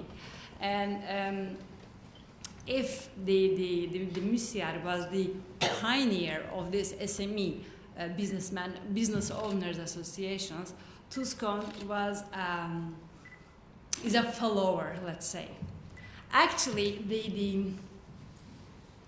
yes, now I have to get into details of the transformation that the Musiyat has been having since 1990s. But actually, it started as an Islamic businessman association that recruited or that accepted their members, mostly having personal affinities with this Islamic movement of national outlook, actually. But then this association had a great transformation, starting with the 1997 laicist military intervention, and then the Europeanization process, and then the 2001 economic crisis. So they They were a more Islamist kind of businessman association, and then today I can define it more as a professional, greatly professional businessman association, having some Islamic affinities. Like Islam is no more a political issue, but a moral, ethic issue of integrated into the ways of doing business.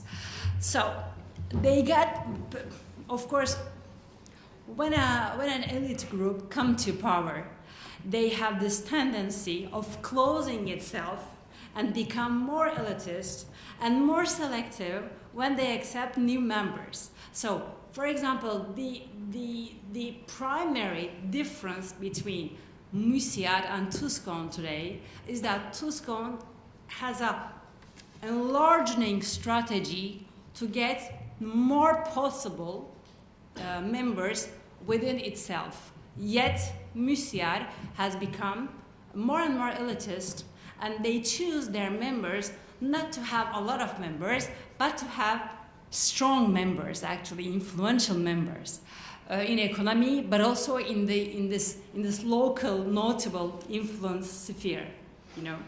So this is one of the main differences. The second one is. If you could wrap up in 1 minute. Okay. The second one is that the Musiad members have no special affinities with any kind of movements now, but Tuscon members have still great, strong affinities with the Fethullah Gülen movement. So one is more faith-based, let's say, more communitarian. The other one is more open and professional. But we can discuss during the coffee break if you have any other questions. Thank you. Thank you. Yes, please. Hi, here is Volkan Emre from World Energy Security Analysis Platform. And my question is to Mr. Alptekin. First of all, I would like to thank you for your presentation. I found it very interesting.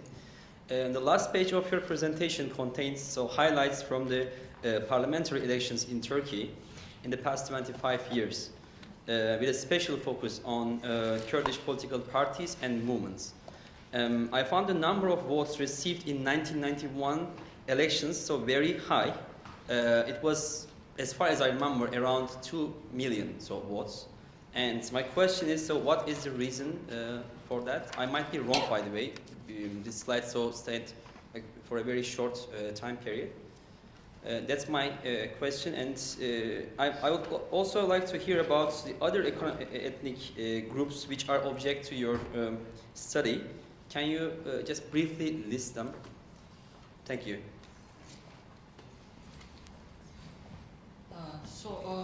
Thank you for your question. Actually, in my slide, I don't think I had 91 elections. It wasn't there. But I think in that election, there was no Kurdish party running for the election. But they ran as connected to the Social Democratic Party, CHP, under Erdal İnönü's leadership. I believe about 14 representatives entered the parliament then. But I would agree with you, though. So the numbers of the BDP votes or the preceding political parties that were constitutionally banned before, they varied a lot. Actually, that variation in terms of votes also followed the pattern of these changing policies. So when we look at the votes received, let's say in 2007 elections, it was much higher than the previous 2002 elections.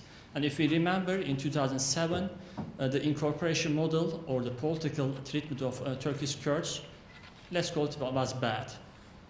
And in that time period, the BDP increased its votes. But if you look at the last general elections in 2011, we see a downturn trend in BDP votes and an upward trend in JDP votes. And it totally makes sense, because if we take the Kurdish population as our sample, and if we follow, let's say, the logic of the median voter, so there is this median Kurdish guy who cares about the Kurdish rights, but who also has other considerations from the economic to the social issues. And both the BDP and the JDP, they are trying to appeal to this median voter.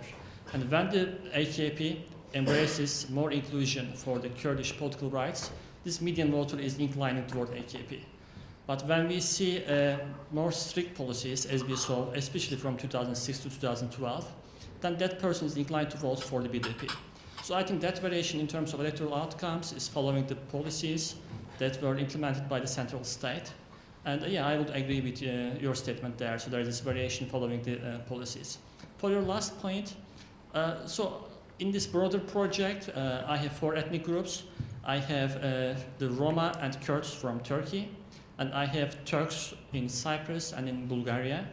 And there is also this large and minorities at risk database that I'm working on, and they have over 200 ethnic groups.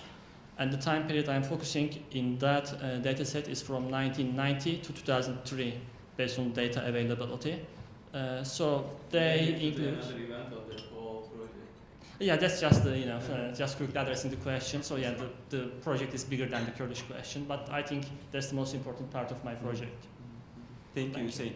So okay, we have about 5 minutes left. So if I may get both questions, one after another. I don't know who lined up first. So. Okay. Please go ahead, and then we'll answer the questions. Sure. Andrew Shoriko at the Center for Arms Control and Non-Proliferation.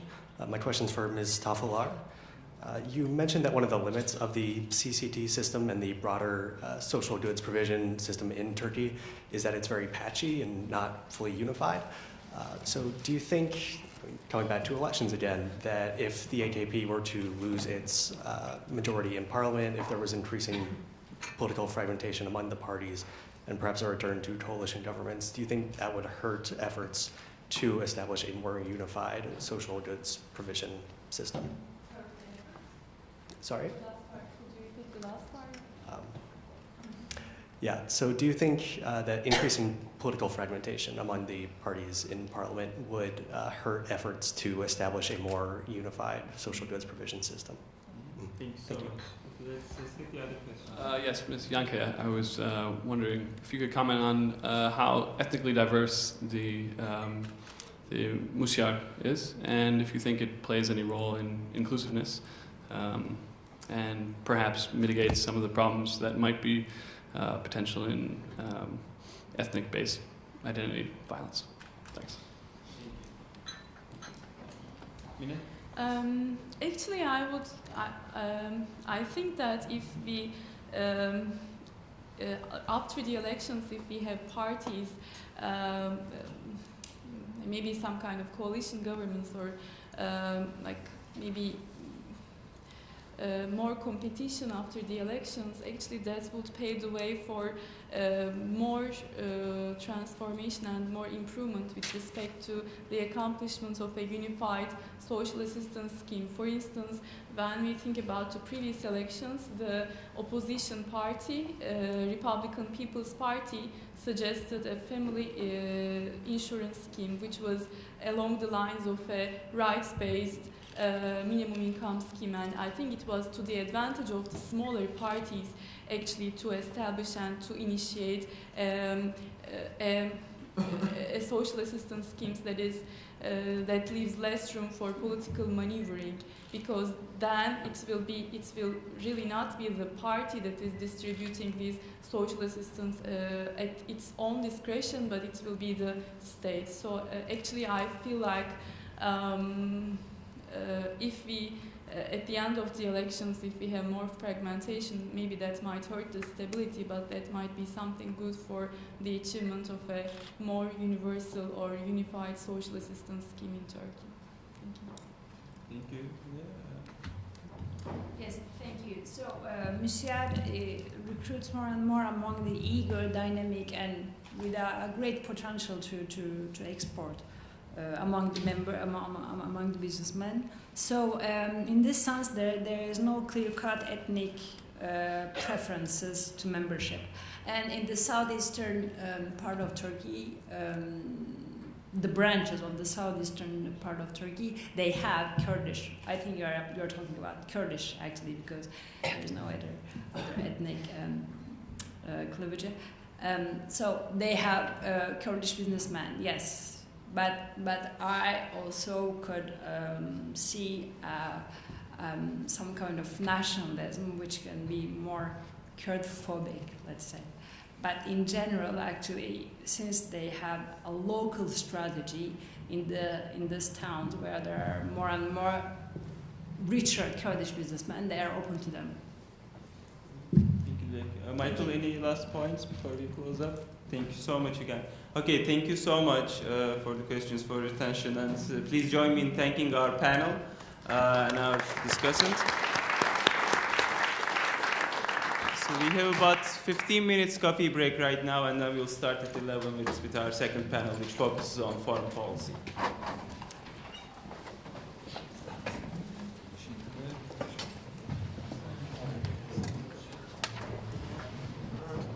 No, I'm glad I got a chance to go. Yeah, me too. Thank you for. I imagine you're going to be talking about some of the same issues.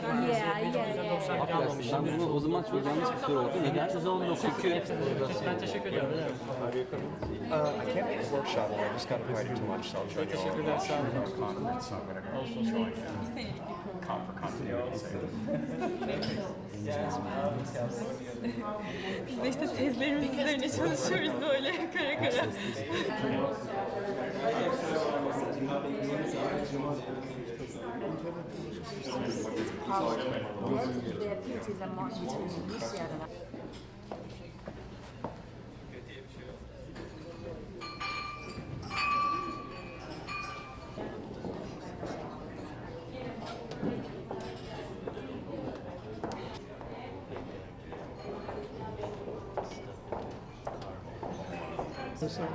In the business environment.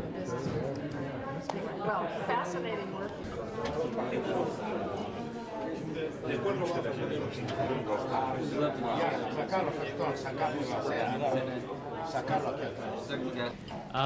We'll be hearing 3 different papers, one of them on Skype. Hopefully we won't have any glitches and problems.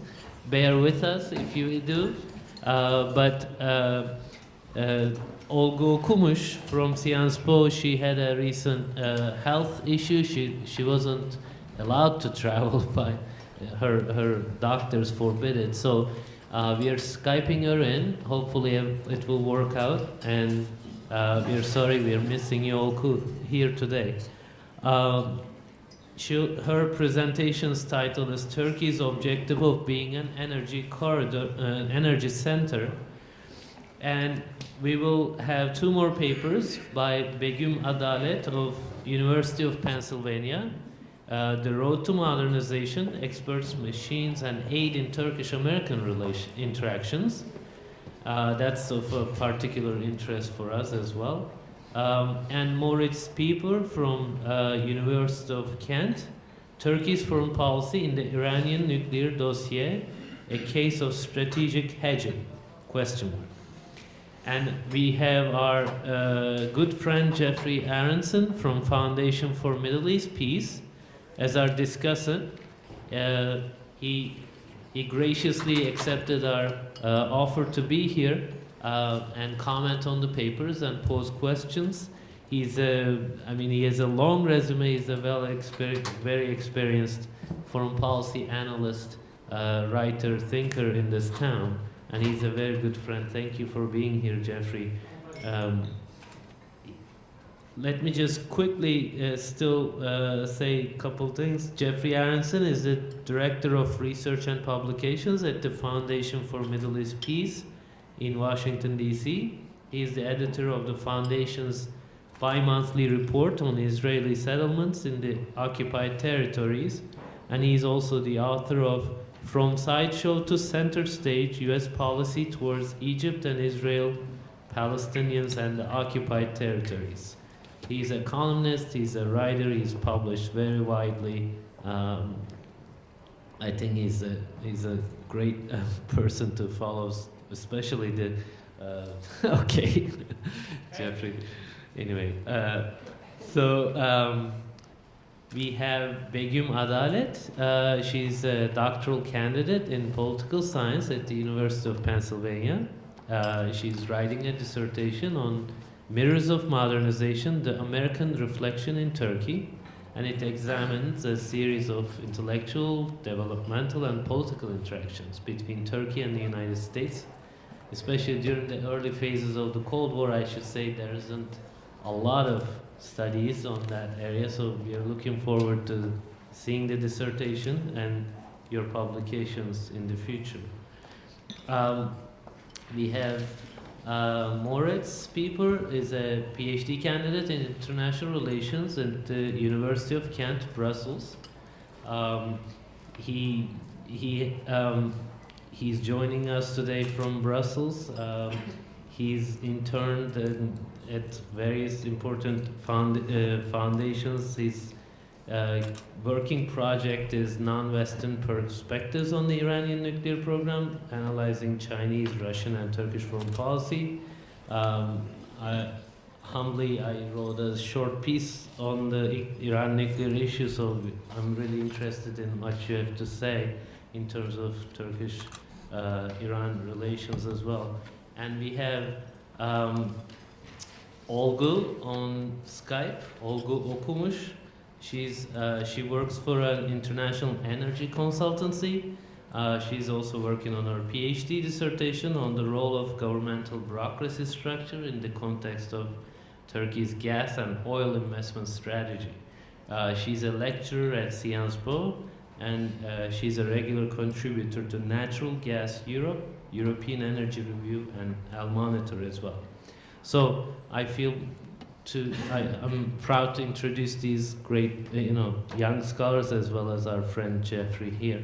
So I'll turn over to Olgu Okumuş and turn the table over to her. Thanks. Thanks. Thank you, Talia. So, ladies and gentlemen, good morning. I would like to first present my apologies for not being there with you, and present my special thanks to SETA for giving me the opportunity to be connected at least with Skype. So today I would like to discuss about Turkey's objective of being an energy center. Turkey's objective of being an energy center has shaped Turkish foreign policy in the last decade. And that offered one of the first indicators of the change in Turkey's policy-making techniques. So I believe that this objective of Turkey took a tangible form with Southern Corridor Project negotiations.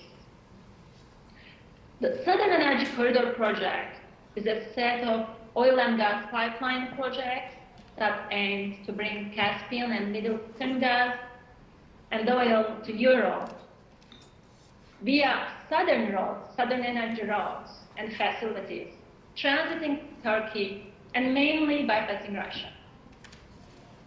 And during negotiations over the Southern Energy Corridor project, some 10 pipeline projects competed with each other. And Turkey, on its own, did not favor one project over others. Instead, Ankara gave the same degree of support to each project proposal, each pipeline project proposal. Of course, even though the strategy raised questions on the relevance of Turkey's standing in the international arena, it also showed for us how much Turkey was willing to realize its objective of becoming an energy center. Here today, to prepare the ground for a debate on Turkey's objective of being an energy center and its impacts over politics, I will give a brief definition of this objective. So what is the objective of being an energy center? Then talk about the timing, why this project took a tangible form today with the Southern Energy project negotiations, and then talk about the doing, means how Turkey pursued this objective during the Southern Corridor. Okay, so what that energy center. So this definition, we can hold this definition while dissociating it with the other objectives which are similar, which can be being an energy transit corridor or being an energy hub. So Turkey could choose to be an energy transit corridor. That would imply a variety of oil and gas pipelines originating from resource-rich countries and according to consumer countries, which might be Europe or Turkey. So in this scenario, Turkey being an energy transit corridor, Turkey would get certain transit fees. However, it cannot prioritize domestic demand, domestic needs, or get any re-export for oil re-export fee or This was about energy transit. So the second possible, Turkey is an energy hub. So this scenario would stress Turkey's influence on a web of oil and gas pipelines running through Turkish territories, as well as liquefied natural gas trade and facilities. So there will not only be the terms of ability to influence transit terms, as was in the case of the first scenario, but there will also be right for re-exporting some oil and gas passing through the Turkish system. But this second scenario is not also Turkey's objective. Turkey's objective is being an energy center. This objective goes beyond the first two scenarios. Indeed, this objective of being an energy center is being an energy center. It implies controlling a web of oil and gas pipelines, have a transit right, have a right to re-export of oil and gas, but also making an investment in different energy production, such as nuclear power plants, renewable energy, comprehensive infrastructure, additional refineries, storage facilities, and marine terminals, ports, etc. So this is the objective that Turkey states. This is the objective stated by the Ministry of Foreign Affairs official document on Turkey's energy strategy. And Turkey became more confident in this objective of energy corridor. So this is about the timing. So when and how the object took this project, this objective took tangible form. So this was during the Southern Energy Corridor project negotiation. Why? This is at first because of EU's energy demand and energy security vulnerabilities, and also because of Turkey's own energy demand and energy security vulnerability.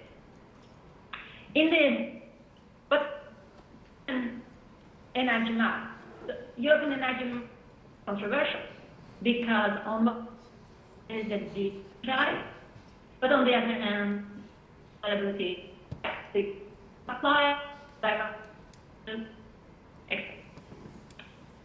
EU 27 is simply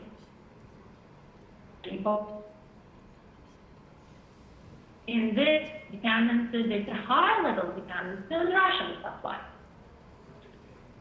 This dependency to Russian supply was already an issue for EU and EU member countries, but that became more strategic, and that took more strategic value when the dispute between Russia and Ukraine affected the gas supply to some European countries in 2005. Indeed, the political dispute between Russia and Ukraine made that Russia cut the gas transiting Ukraine and supplying European member countries. So that's how, for EU, the Southern Energy Corridor project became more important. And the timing was in the advantage of Turkey. And from Turkey's side, the energy conditions and energy vulnerabilities are not better because Turkey's energy consumption rate is 4% annual. And parallel to this growth, natural gas demand has significantly increased, and domestic natural gas production is really low. So additional to this growth, that the country needs to find a solution and to match the demand as soon as possible, The share of natural gas is rising, the domestic production is very low, it's very limited, and the country is actually 52% dependent to Russian gas supply. All in all, in this frame, the Southern Energy Corridor project offered an unprecedented opportunity for Turkey. This is an opportunity to meet its own demand, reducing its own energy security vulnerability, and also supporting EU in its strategic move to develop its energy security vulnerability. So how Turkey acted? So what was Turkey doing to achieve its objective of being an energy center, who became close than ever to success within the Southern Energy Corridor project? So as we can see on the map, which is projected, I suppose, within European countries and Turkey's growing energy demand and supply security vulnerability concerns, Southern Energy Corridor project became a marketplace where gas pipeline project backed by EU, backed by Russia, backed by supplier countries, backed by independent energy companies as BP, competed with each other to transport Caspian gas, so-called Azeri gas today, to Europe. And this process of competition of several projects backed by different political power as EU, Russia, and sometimes United States players, this process did not only boost Turkey's confidence in its objective of being an energy center, but also gave final shape to Turkey's policy making to achieve this objective. So what was Turkey's policy making to achieve this objective? So geographically, because of its geographic location, Turkey was an inevitable transit country. So in these negotiations, it was a strategic project holders. So Turkish government, as well as public and private energy companies, had linked to the ensemble of competing projects. So, to give some examples, besides its 16.5% share in Nabucco gas pipeline project, which was at that time the flagship of the EU energy security plan, Turkey also announced launch of Trans-Anatolia line with Azerbaijan. At the same time, in the same, Turkey granted for the construction of Gazprom's South Stream gas pipeline, competing with the EU's flagship, Nabucco. Turkey also signed the Blue Stream 2, brought technical support for BP-backed project and the Trans-Adriatic pipeline. Indeed, I will not go in detail. You can find all the details in my paper. But indeed, for Turkey, each project presented equal value as long as it could help fulfill Turkey's ambition of being a powerful player in the new energy routes of Eurasia and being an energy center. And the final decision of the Southern Energy Corridor project is a pipeline run from to its western border, as we call Trans-Anatolian pipeline, will supply Azeri gas to Turkish western border, and from there it will join the Trans-Adriatic pipeline running from Greece to Italy. So in this final formula, from technical perspective, Turkey has 20% share in Tanap, in the biggest part, running from Baku to Turkey's western part, and some preferential tariffs from Azeri gas and pricing discount on Russian gas. And from political perspective, with the Southern Energy Corridor process, Ankara''s objective of being an energy center took a tangible form. Now, there is an example of project that Turkey is a country. This now strengthens Turkey's card as it became capable transporting and gas from Northern Europe, Iran, and Israel. So the Israel case, for example, and to conclude, nowadays we see one of the most flagrant examples of this change in Turkish policy with the normalization of the relation, a beginning of the normalization of relations between Tel Aviv and Ankara.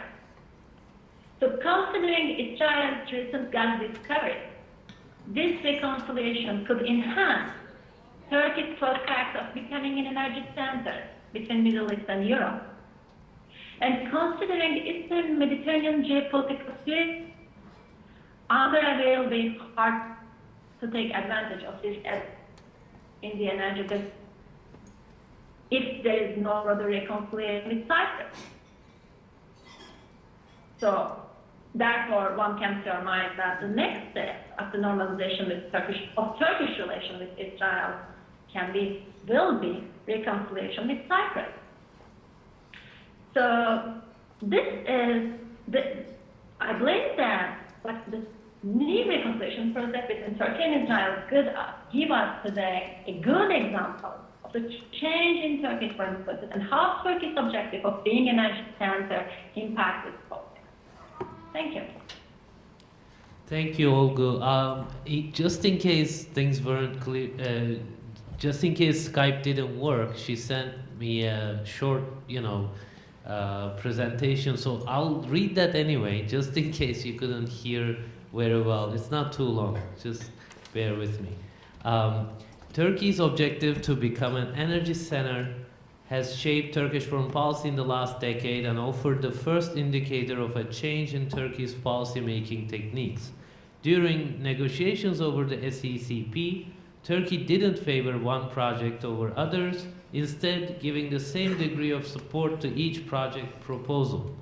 Even though this raised questions about the relevance of Turkey's standing in the international arena, it also showed how much Turkey was willing to do to realize its objective to become an energy center. The SECP consists of building an oil and gas transit infrastructure running from the Caspian zone and the Middle East to Europe via Turkey. The SECP emerged in the aftermath of the Soviet Union's collapse in an attempt to open a new oil export road to the Caspian's post-Soviet countries.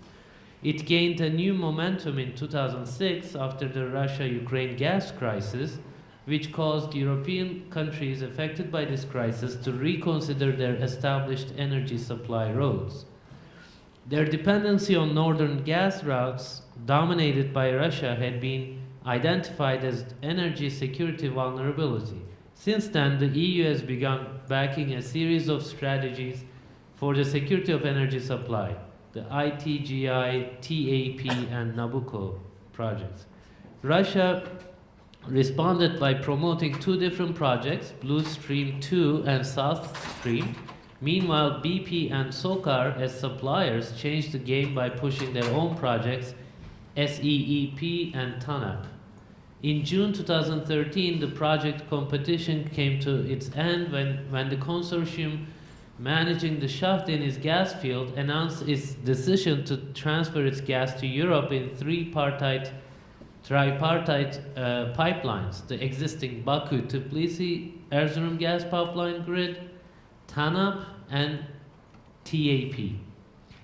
The SECP process boosted Turkey's confidence in achieving its objective.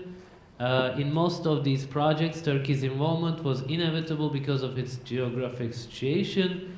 Additionally, Ankara holds shares on two of the three selected legs of the SECP pipeline series, the Baku-Tbilisi-Erzurum gas pipeline grid and TANAP. This paper discusses Turkey's objective to become an energy center in the frame of SECP negotiations. The technical definition of the energy center objective in the context of European and Turkish energy demands due to security vulnerabilities can help us highlight the negotiation process, especially when looking at the EU-Turkey membership negotiation process, especially when looking at the alternative projects proposed for the SECP. Indeed, Turkey was the inevitable transit country of the SECP because of its geographic location, and its standing in these negotiations was strategic for project holders. With the final decision of the TANAP-TAP formula from a technical perspective, Turkey now has 20% in TANAP preferential tariffs from Azeri gas and a pricing discount on Russian gas. From a political perspective, Ankara's objective took a tangible form. This now strengthens Turkey's card as it begins to propose transporting oil and gas from northern Iraq, Iran, and Israel to world markets. So I'll simply turn over to Begüm for her presentation. Thanks. Good morning, and thank you to the organizers for allowing me to present my work. Today I'd like to talk to you about the construction of highways in Turkey during the early phases of the Cold War, and how roads became the site for competing visions of modernization between Turkish and American social scientists, policymakers, and engineers. And in order to do so, I'll rely on academic and mainstream publications from the time period, but also records I've collected at the Directorate of Highways in Turkey, and the Department of State and the Bureau of Federal Public Roads here in Washington. Modernization theory prevailed in academic and policy settings in the United States in the aftermath of World War II, and the trajectory towards modernization was modeled after the experience of the United States. It was presumed to entail such turning points as the spread of mass media, increasing rates of literacy, urbanization, and seemingly a success story of simultaneous economic and political liberalization. During this time, Turkey came to be treated as the laboratory of modernization theory. While it was assumed that modernization following the model offered by the United States was inevitable, it was nonetheless one that had to be induced. So in the Turkish context, the post-war alignment between political power and the social sciences was bolstered by Truman Doctrine and Marshall Plan-funded projects in infrastructure, such as the building of highways. In official and academic discourse, the provision of roads, in particular to the Turkish countryside, was construed as a civilizational necessity, one that would bring economic development and increase in education and access to an open society. Highway engineers came to be defined as the providers of movement, prosperity, and freedom, assisting in the design of new social, economic, and cultural patterns for their country. And the arrival of American aid, experts, and machinery was also expected to instigate modernization in administrative and technical terms, acquainting the new highway organization and its civil engineers with rational methods of record keeping and road building. So after an overview of the connotations of political and economic modernization that were assigned to roads in this period, my talk will also address the tension-filled relationship between the various governmental agencies that were involved in their propagation, namely the American Roads Group in Turkey, the Turkish Directorate of Highways, and the Economic Cooperation Administration, which was responsible for the allocation of Marshall Plan funds. And the interactions between these organizations were marked by contestation. Experts disagreed about the pace and methods of modernization, as well as the amount of machinery to be circulated, and when, where, and to whom roads should be delivered. In mainstream and academic publications, as well as in memoranda circulating among experts and policymakers, highways were believed to grant access to otherwise remote corners of the nation, provide mobility to its members, shrink the distances between them, allowing them to participate in a shared national space and economy alike. This narrative unfolded against the background of broader changes in the political economy of Turkey at the time. This was a period when Turkey was transitioning to a multi-party regime for the first time in its history, and the newly elected Democratic Party also undertook a liberal restructuring of the economy. This entailed an abandonment of the state-led large-scale industrialization project that characterized the earlier decades of Kemalist top-down nation-building processes, which depended on the extension of railways. The emphasis was now on the creation of an internal market through a road network that would facilitate the marketization of agricultural products and the eventual expansion of an agrarian mode of capitalist development. Highways were increasingly associated with the promise of democratization, economic prosperity, and connectivity, and they were imbued with the capacity for unprecedented rates of speed and efficiency. By reducing travel time, they would bring the members of the nation closer in physical and imaginary terms, aiding the standardization of practices in timekeeping and measurement. Highways also played a central function in attempts at political integration as a means to divert the threat of internal divisions from unruly populations, such as Kurdish subjects dwelling in eastern provinces who were isolated during winter months and defied homogenization in physical, political, and linguistic terms. So highways were also imbued with colonial implications. They were propelled by attendant discourses about regional backwardness and civilization. And the civilizing, democratizing, and modernizing functions attributed to roads suggest that they were perceived not merely as an economic tool of integration, but also a political and ideological apparatus of control and classification in the hands of both foreign and local experts and state officials who were equipped with the task of the delivery of technology, hygiene, and education to otherwise indigent rural populations. The accounts of the modernization theorists, as well as the policymakers, also pivoted around the figure of the new mobile farmer. This new figure would be fully integrated into the national economy by not only producing for an increasingly unified market, but also as a consumer of commodities that were previously unavailable in villages and smaller towns. Unlike railroads that privileged timetables for centralized production, highways were believed to accommodate flexible schedules for volitional travel through a national space increasingly organized around the figure of the individual consumer. Modernization theorists such as Daniel Lerner, Dagmar Rostow, Cavit Orhan Tütengil, Kemal Karpat believe that more convenient modes of transportation, such as the truck and the bus, would help eliminate Turkey's fundamental problems, such as, quote, inertia on the part of the peasantry, a lethargic state of mind, a stagnant life, unquote. And given this depiction of roads as a modernizing force, highway engineers were expected to impart the boons of mechanization to the rest of the country, to become their guide as members of an organization that incorporated so-called Western methods and the Western mentality. Yet the very modernity of the Turkish Directorate of Highways was called into question in administrative disputes between the American Roads Group and the Economic Cooperation Administration. The aid agreements between Turkey and the United States included a clause that formed the American Roads Group in Turkey. This group stayed in Turkey between 1948 and 1959, and they were given the task of training and assisting the technical staff of the new administrative unit, namely the Turkish Directorate of Highways, which was founded in 1950. And during their time in Ankara, the American engineers imposed a series of demands on their Turkish counterparts, who were believed to be in need of attitudinal adjustment before they could become the purveyors of modernization to the rest of the country.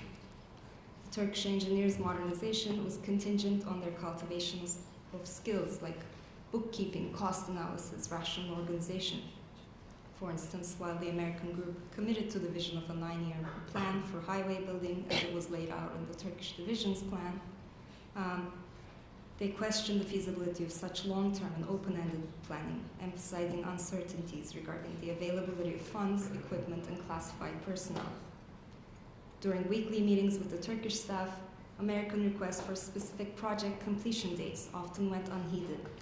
One engineer's inquiries for a timeline, his insistence that he had to report back to the Marshall Plan personnel were met with evasion. We need to think about it, that's quite difficult, were the kinds of responses given by the Turkish engineers. Such events would lead Harold Hiltz, the Deputy Commissioner of the American Federal Bureau of Public Roads, to take a particular interest in the Turkish case. In correspondence with high-ranking Turkish engineers such as Vejdi Diker, who became the first director of highways, Harold Hiltz cautioned against old slipshod methods, the haste to get things done. He emphasized commitment to realistic plans. He told the American engineers, "We must continue to oppose schemes that cannot be carried out efficiently. We must do our best to stabilize their thought. Programmed items must be finished in workmanlike fashion before attempting to carry out other large schemes." But Hill's counsel for patience was actually emblematic of deeper divergences between the American agencies, who disagreed about the timing, pace, and methods of modernization and road building techniques. So Russell Dorr, who was the chief of aid mission to Turkey under the Marshall Plan, believed that the American Roads Group must be made to realize that, quote, "The Turkish economy is our business. When it comes down to questions of priorities, ours must be the last word. The word gradual, which Harold Hiltz keeps using all the time, is no part of the vocabulary of the Economic Cooperation Administration." Dorr believed that Hiltz and the Roads Group were not qualified to train the Turkish unit in administrative techniques, that modern machine methods of construction and maintenance, and that they should be replaced with private contractors. Dorr also insisted that his organization had authority over the use of all road equipment, that these should be labeled with ECA logo. The fact that the road program is underwritten by the ECA has to be acknowledged publicly. And the mechanization of road building was a frequent item of contention in competing visions of modernization and expertise. The arrival of machinery revealed the lack of qualified personnel who would be responsible for their maintenance. The American Roads Group believed that the Turkish engineers requested spare parts at whim, regardless of gaps in written records and related repercussions. According to one account, the idea of waste in terms of not properly using equipment is not easily apparent to the Turk. The Turkish engineers were also criticized for not wanting to get their hands dirty. Among the engineers who frequently attended a training program held in Washington and overseen by the Federal Bureau of Public Roads, one Turkish trainee refused to go out into the field. He wanted to stay in the headquarters. And such occurrences fueled the perception among the Americans that the Turks refused to get, quote, dirt under their nails, given their executive attitude and caste attitudes rooted in a pre-mechanical community. According to the American engineers, their Turkish counterparts perceived manual labor as degrading. The men seem to think that because they are graduates of engineering schools, they do not have to do the minor jobs. They think the work is beneath their dignity. As the engineers developed this reputation as managerial or desk executives, this so-called caste system was also found to be indicative of broader behavior patterns characteristic of Turkey and the so-called elementary stages of its economic development. And such evaluations were commonplace in debates about military, technical, and educational assistance projects, which were implemented across the country during this time. One proponent of this view was Edwin Cohn, who acted as economic advisor to Turkey within the purview of the Marshall Plan. During a Council on Foreign Relations meeting that discussed human factors in economic development, Cohn attributed the lack of preventative measures and mechanization to a short time horizon that suggested a, quote, inability to visualize the consequences of non-maintenance, a tendency to live only in the present and ignore the future, unquote. Cohn also believed that, quote, the distaste on the part of the educated for manual work, for getting one's hands dirty, had unfavorable implications for bringing education, health, and other services to rural areas, unquote. In these accounts, the maintenance of machinery, as well as the practices of record keeping and cost consciousness became indicators of modernity and backwardness alike. And while the American officials disagreed among themselves about the pace and methods of modernization, the Turkish engineers also held reservations about the scope of American expertise and if their methods were modern enough to be replicated. During a meeting among the Turkish engineers that took place about a year and a half into the American presence in Ankara, Vejdi Diker, the head of the department, asked his colleagues if there was truth to the complaints that the Americans were willful, stubborn, uninformed. The engineers agreed that the Americans were only familiar with the geographic, historical, and economic conditions of their country. As one engineer put it, they think things are the same here as they are in America, and then they are furious with us. While Diker was sympathetic to these grievances, he added, as you know, there's specialization in America. A man doesn't know everything. You cannot call a man ignorant just because he doesn't know outside his field. And as American social scientists studied Turkey in the early phases of the Cold War, the outcome of their scrutiny was the discovery of a putative model of modernization for neighboring countries to emulate.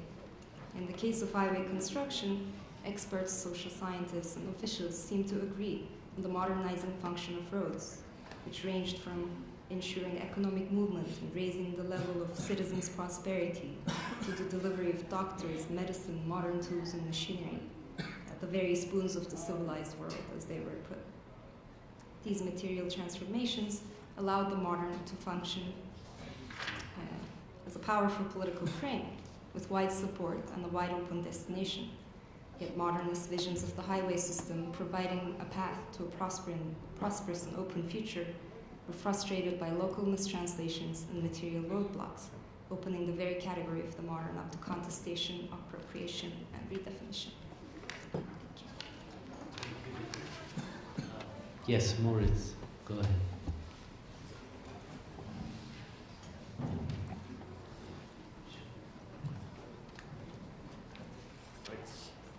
Thanks a lot. Thanks a lot again to the organizers for inviting me to present my research at this conference. I'm presenting on Turkish Iran policies, and in particular on Turkey's foreign policy towards Iran's nuclear program. This is a case study of Turkey's Iran policies. It is held. However, I'm aware of the fact that there are specific framework conditions pertaining to this case study, as pertaining to the Iranian nuclear dossier. So it is not assumed that this stands exemplary for Turkey's overall neighborhood policy. However, I believe tentative conclusions can be made about Turkey's overall regional and foreign policies, and general trends can be singled out. Now, the argument is made that Turkey's Iran policy in the nuclear dossier, in particular, is a tightrope walk between geostrategic pragmatism and alliance management, as I call it.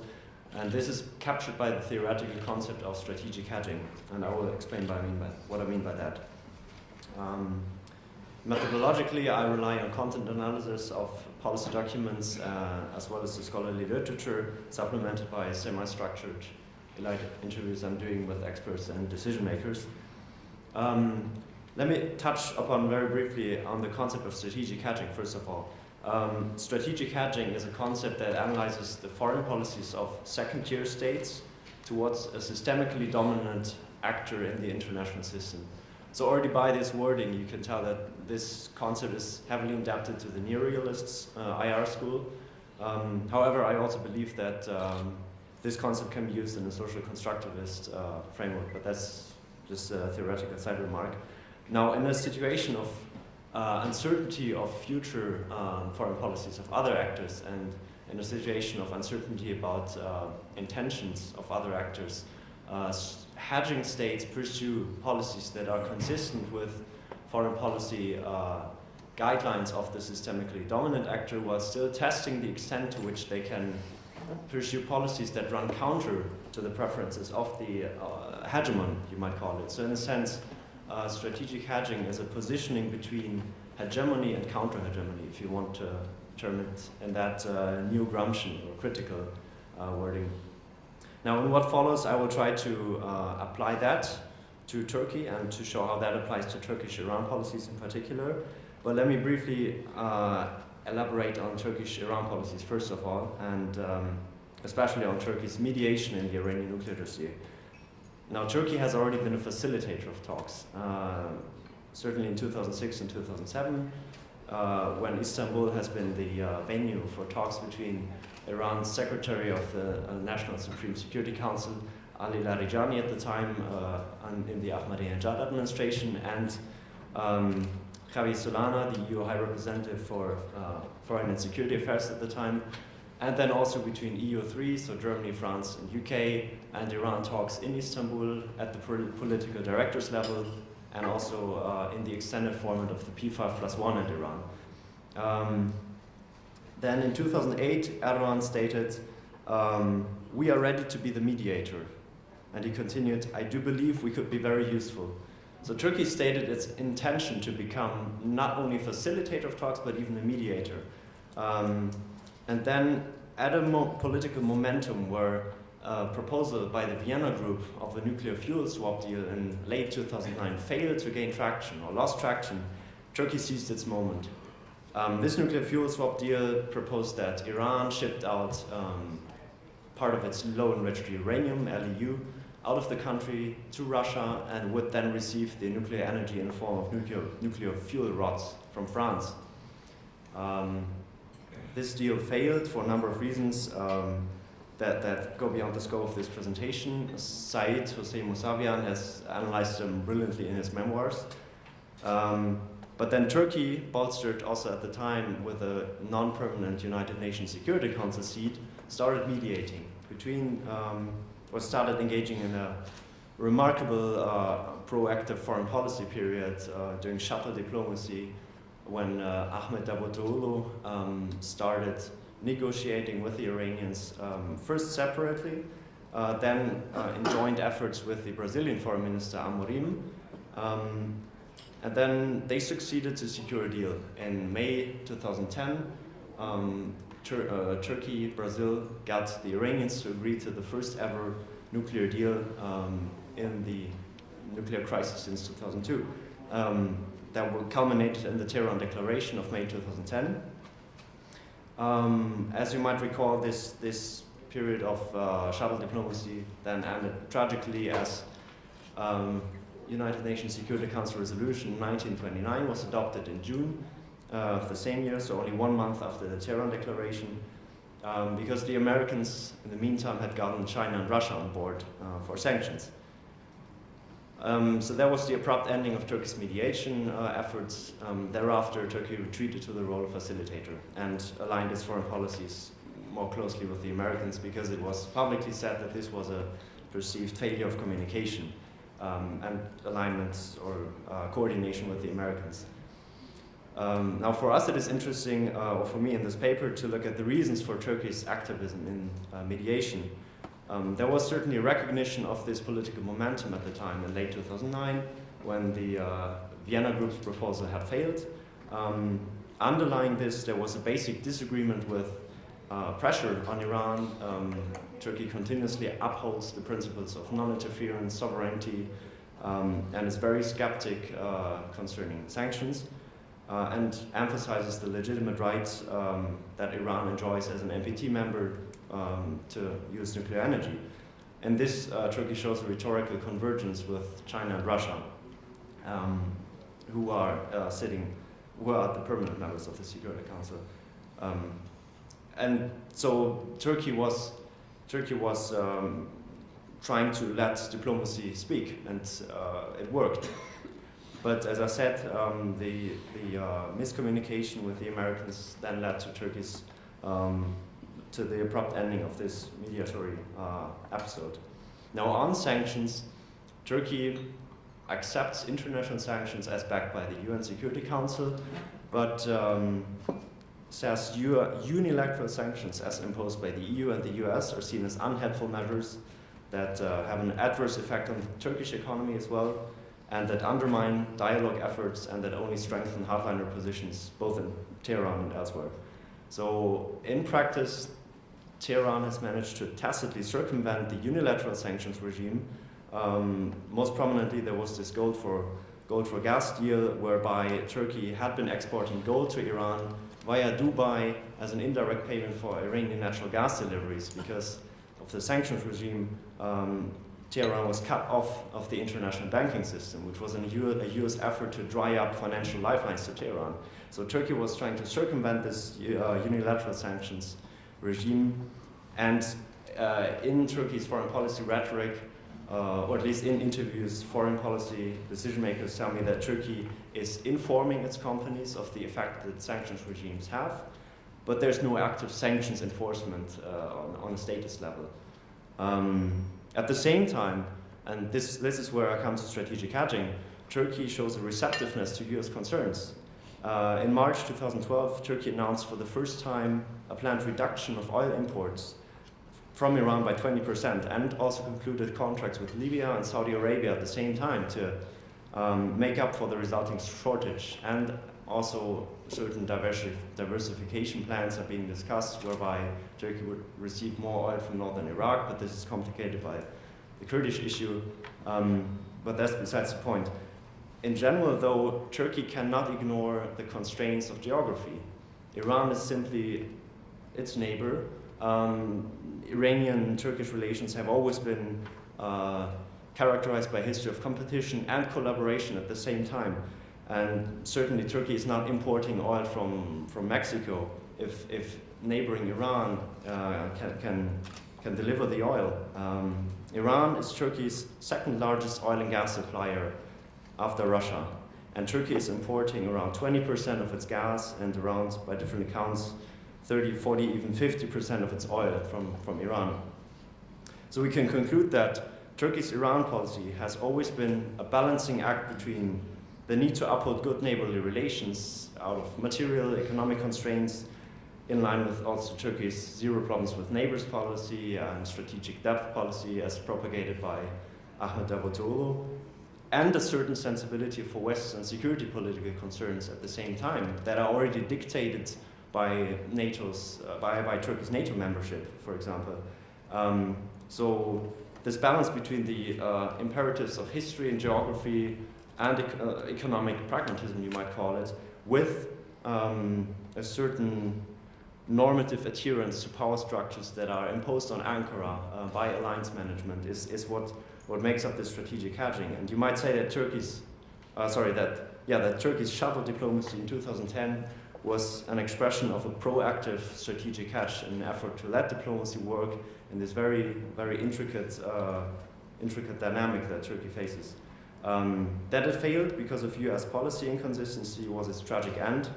But we should not conclude that Turkey was trying to mediate in the Iran dossier because of a certain Islamic sympathy with the Iranian regime. There have been theorizations of a Muslim solidarity under the AKP government, or of new Middle Easternization or new Ottomanization in the wake of this shuttle diplomacy.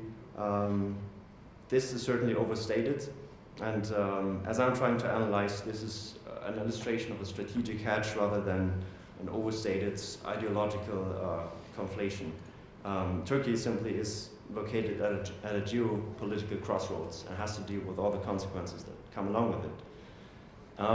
Nowadays, though, also because of disagreements over the Syrian civil war, Turkish-Iranian relations are undergoing considerable strains. So Turkey's leverage, or Turkey's ability to even mediate in the Iran-Iranian nuclear dossier are gone. And certainly after Rouhani's charm offensive in the last year, you might even say that Turkey's, or the need to have Turkey as a mediator has become obsolete because of apparent paradigm shifts in the US-Iran policy. And also just structurally, Turkey's non-inclusion in the P5+1 talks already imposes constraints on its ability to mediate. And at the same time, and this would be my final point, there's a changing perception also of Turkey's neutrality in the region. While Turkey might have said to have been a mediator, an unbiased mediator between the P5+1 and Iran in 2009, 2010, that momentum is certainly gone. Turkey has been taking sides early on in the Egyptian conflict, has been siding with Morsi. Erdogan is siding or taking an assertive line in the Syrian conflict. So the perception of Turkey's neutrality in the region is also undergoing shifts, and this also affects its leverage to mediate in the Iran issue. And I think I'll stop here, and thank you for your attention. Okay, thank you. Jeff, go ahead. May I sit here? Is that okay?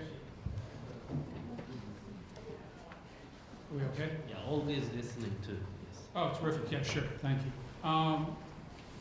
Well, I'd like to, thank the three speakers for giving us an interesting perspective on three very different aspects of contemporary Turkish foreign policy. Let me start, start if I could, with Moritz's presentation. One question that I would ask about this opportunity that the Turks and the Brazilians tried to take advantage of in 2009 and 10. As someone observing that from Washington, one saw how quickly and completely the Turkish-Brazilian effort was dismissed out of hand in Washington. I think Secretary of State Clinton was Secretary of State at the time, correct? Yes. And it was hardly a story here, because they put a blanket over it almost as soon as it was announced. Now, one of the questions you might ask in the context of strategic hedging is, how much homework did the Turks do ahead of time to prepare the ground in Washington for a more positive reception than they evidently encountered? Was the Turkish intention to actually succeed, or were there other considerations that animated their efforts? Were there considerations other than success which engaged the Iranians at that time and Brazil? Or was this a very narrow, sort of traditionally defined pursuit of an effort to make progress, a good-willed effort to make progress? Now, I know at that time, generally speaking, Turkey was very active on a number of fronts throughout the region. I spent a lot of my time on Israel-Palestine, and in that dimension, the Turks tried constantly to distinguish themselves as an interested party, as a player, whether it be Gaza, development and zones for industry, building hospitals in the West Bank, providing uniforms to the Palestinian police. They wanted to be everywhere at the same time. And there were strengths to this energy, but there were also weaknesses in the sense that it was hard to determine where their strategic commitment was and how consistently they were promoting their views. And I'm wondering if this was also the case in their discussions at that critical time regarding Tehran's nuclear infrastructure. Shall I go through all three, or one? Do you want to stop? Or? Go ahead, all three. Okay. The next one was Begum's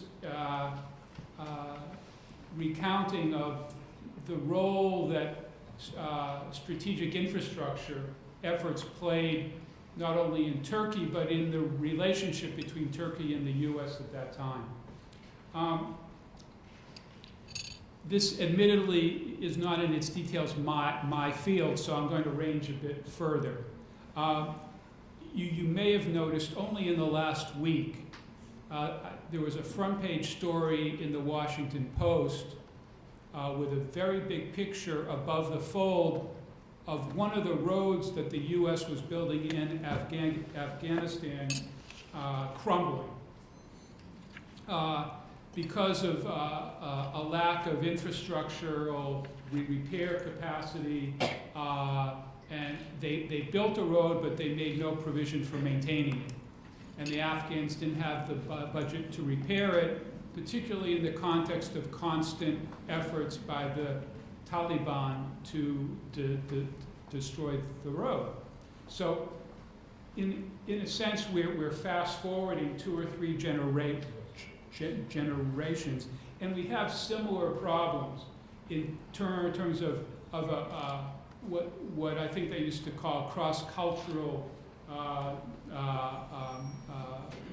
conflicts here. Expectations from each party that were destined to be frustrated. That's number one, and I was wondering if you had been looking or have been looking at the extent to which U.S. aid policies for infrastructure in places like Afghanistan are in some respects similar to what you saw in Turkey. The second point is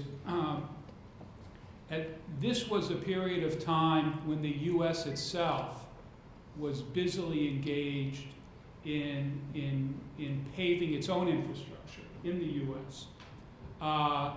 There's a multi-series biography by Robert Caro of Lyndon Baines Johnson, who was president, as many of you will know, and some of you will remember, in the early 1960s. And Caro spent a lot of time exploring and recounting Johnson's efforts as a young congressman to bring new roads to his very poor constituency in Texas, and the impact that these new roads had on the local agricultural economy. Something similar to, I think, the aspirations that animated people at that very time, both in Washington and also in Turkey. Now, that was also an opportunity for Johnson to pay back and to create allies in the commercial world who would pay for his election subsequently. There was one company in particular, Brown and Root, which went abroad, which built a lot of the infrastructure in Iran. And I was also wondering if Brown and Root appears in your story at all. So was there also an element here in Turkey of rewarding and creating ties between business and industry and politics, which were understood and supported by the U.S. or not? Okay, and then last but not least, oh, she's not there. She's okay. Now you mentioned at the end, if I understood correctly, the existence of a new arena where Turkish energy policy is or will be played out. And you mentioned Cyprus, I think you mentioned Israel, Lebanon is also there, also Palestine in Gaza, in efforts that have been stillborn but are still out there in terms of reserves that the Palestinians are planning on exploiting. How integrated is the Turkish view of its supply infrastructure as you described it in the East and this emerging new infrastructure in the West? Number one.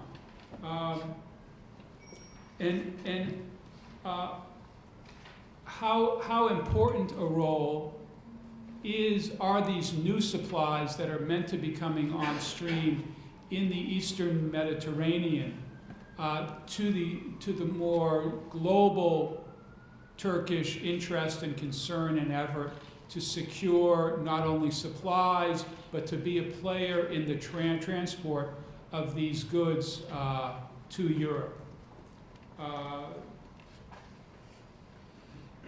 And then the last question is, what are the energy implications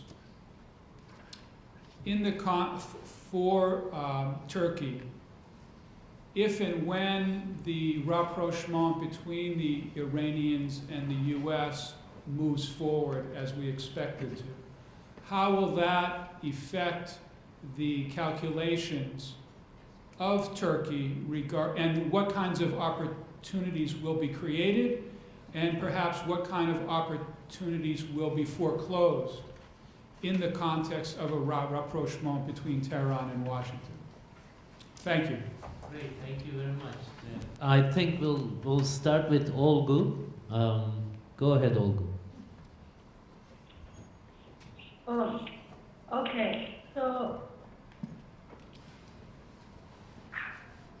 the new arena is transmitted, and what is the integrity of Turkish infrastructure in the east and infrastructure in the west? So I will begin with this question.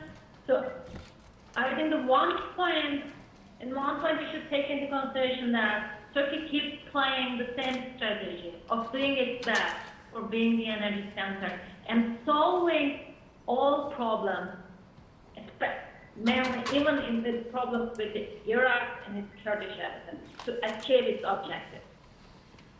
And the second point is, as well as in the Mediterranean Turkish perspective, or the Iraqi gas perspective that we did not mention here, but we should also take into consideration, Turkey is always making one step to meet its own demand, and the second step to ensure the export market.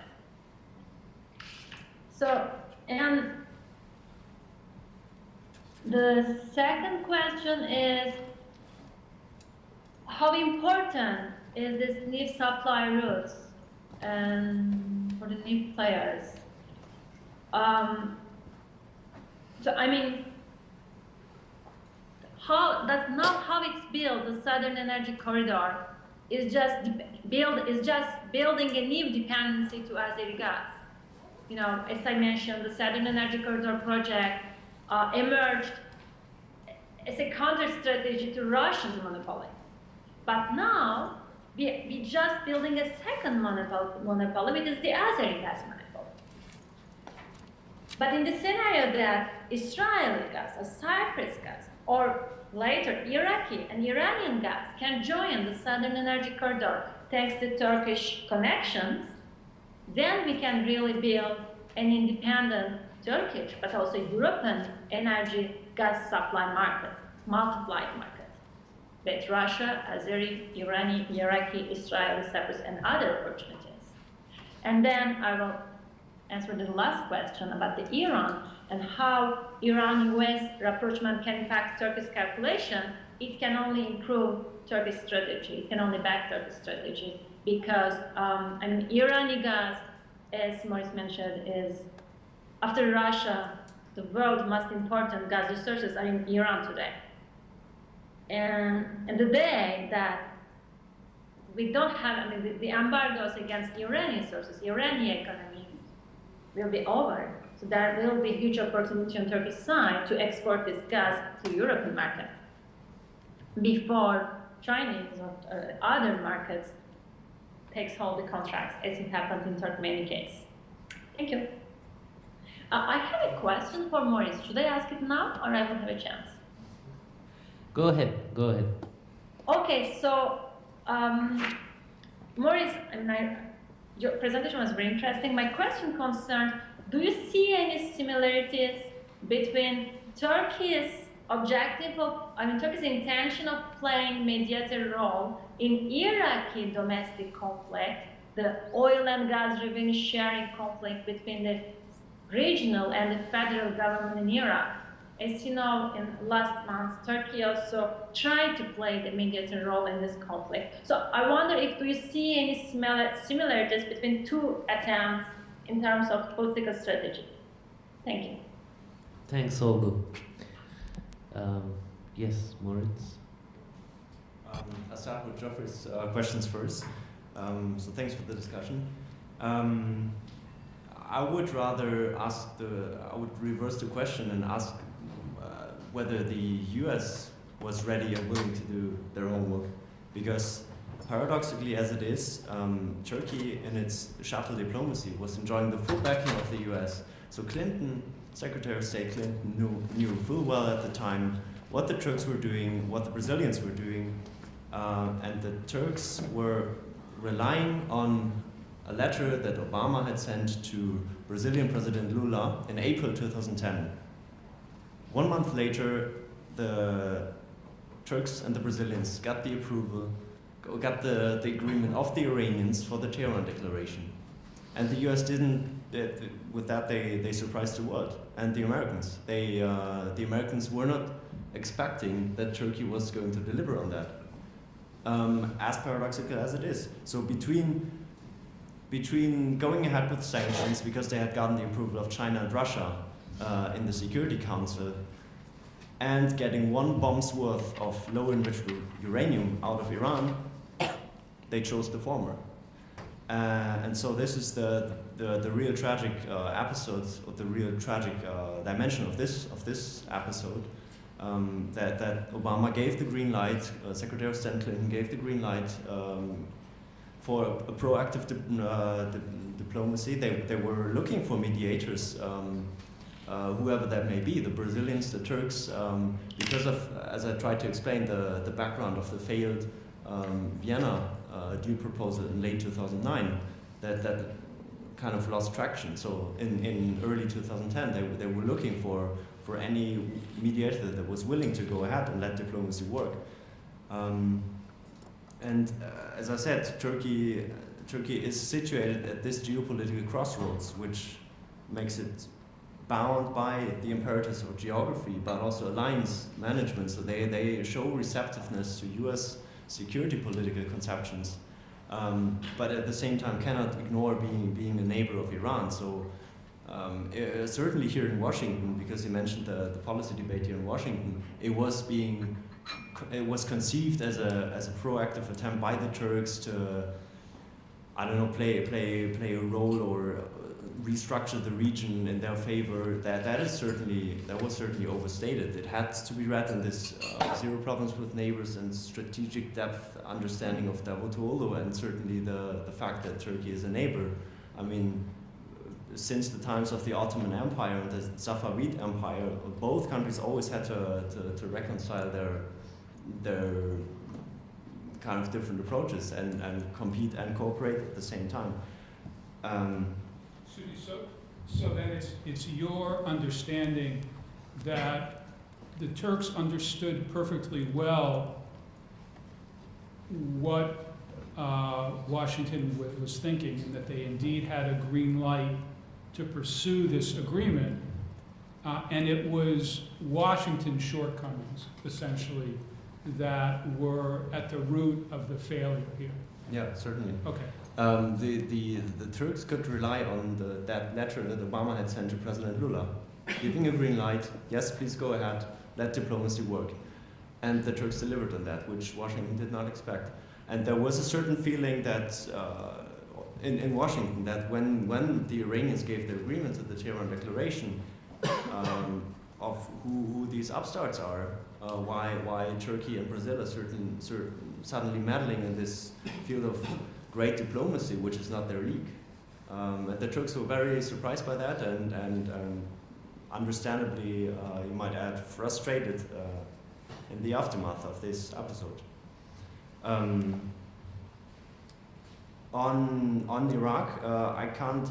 I mean, this is not really my area of research, but due to the Kurdish issue, Turkey certainly has an interest in, I wouldn't say mediating, but trying to play a constructive role to the extent Ankara actually can. But due to, I mean, I mentioned also there are diversification plans in Turkey's oil supplies, from basically from shifting from Iran to northern Iraq, but that can only cover a certain extent of Turkish oil supplies. So I would think that the biggest chunk of Turkey's oil supplies would still come from Iran. So these diversification plans in pipeline politics are always complicated by the sectarian dimension in Iraqi domestic politics. Thank you. Begim? Thank you for your questions. In terms of sort of ongoing international efforts in developmental aid,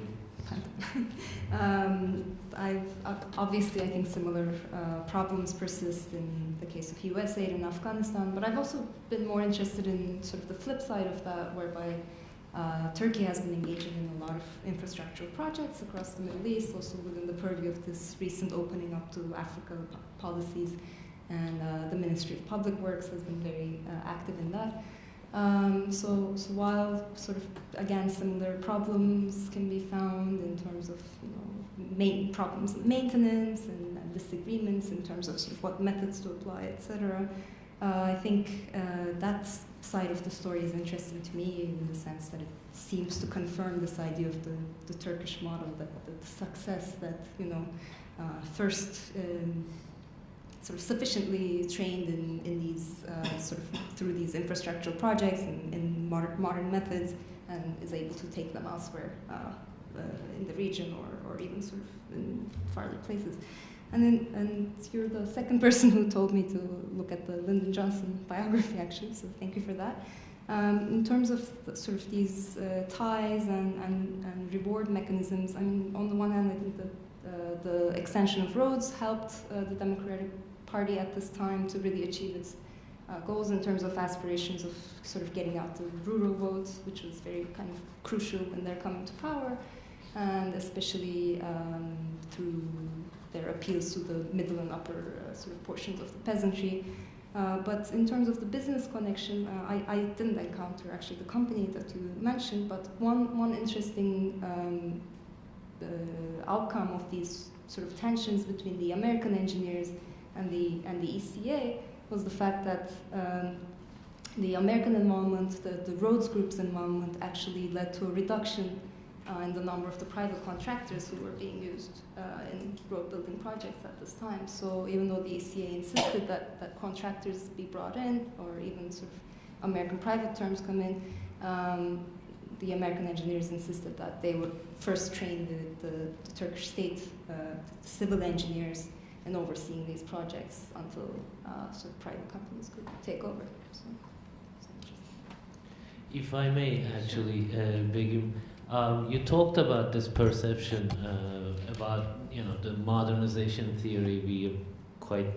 Turks are quite infatuated with this, how the West sees Turkey and these categories, and one of them is modernization theory. But do you see, when you fast forward to today, do you see similarities in terms of how American perception is shaped in terms of how they look at Turkey, and vice versa, how Turkey sees that? If you don't see obviously it's not going to be the exactly same dynamic, but if it's changed, where do you think it's changed and how? At what point in time, if you can perhaps comment on the legacy of modernization theory? And Moritz, I think part of what Jeff was saying is the leadership understanding is important, but it's a very sanction-loving town, so you need to work sort of you need to work, make sure that Congress understands what you're doing, etc. I think in that sense, Jeff was saying, did they do those kinds of efforts, or simply relied on the leadership's kind of direction?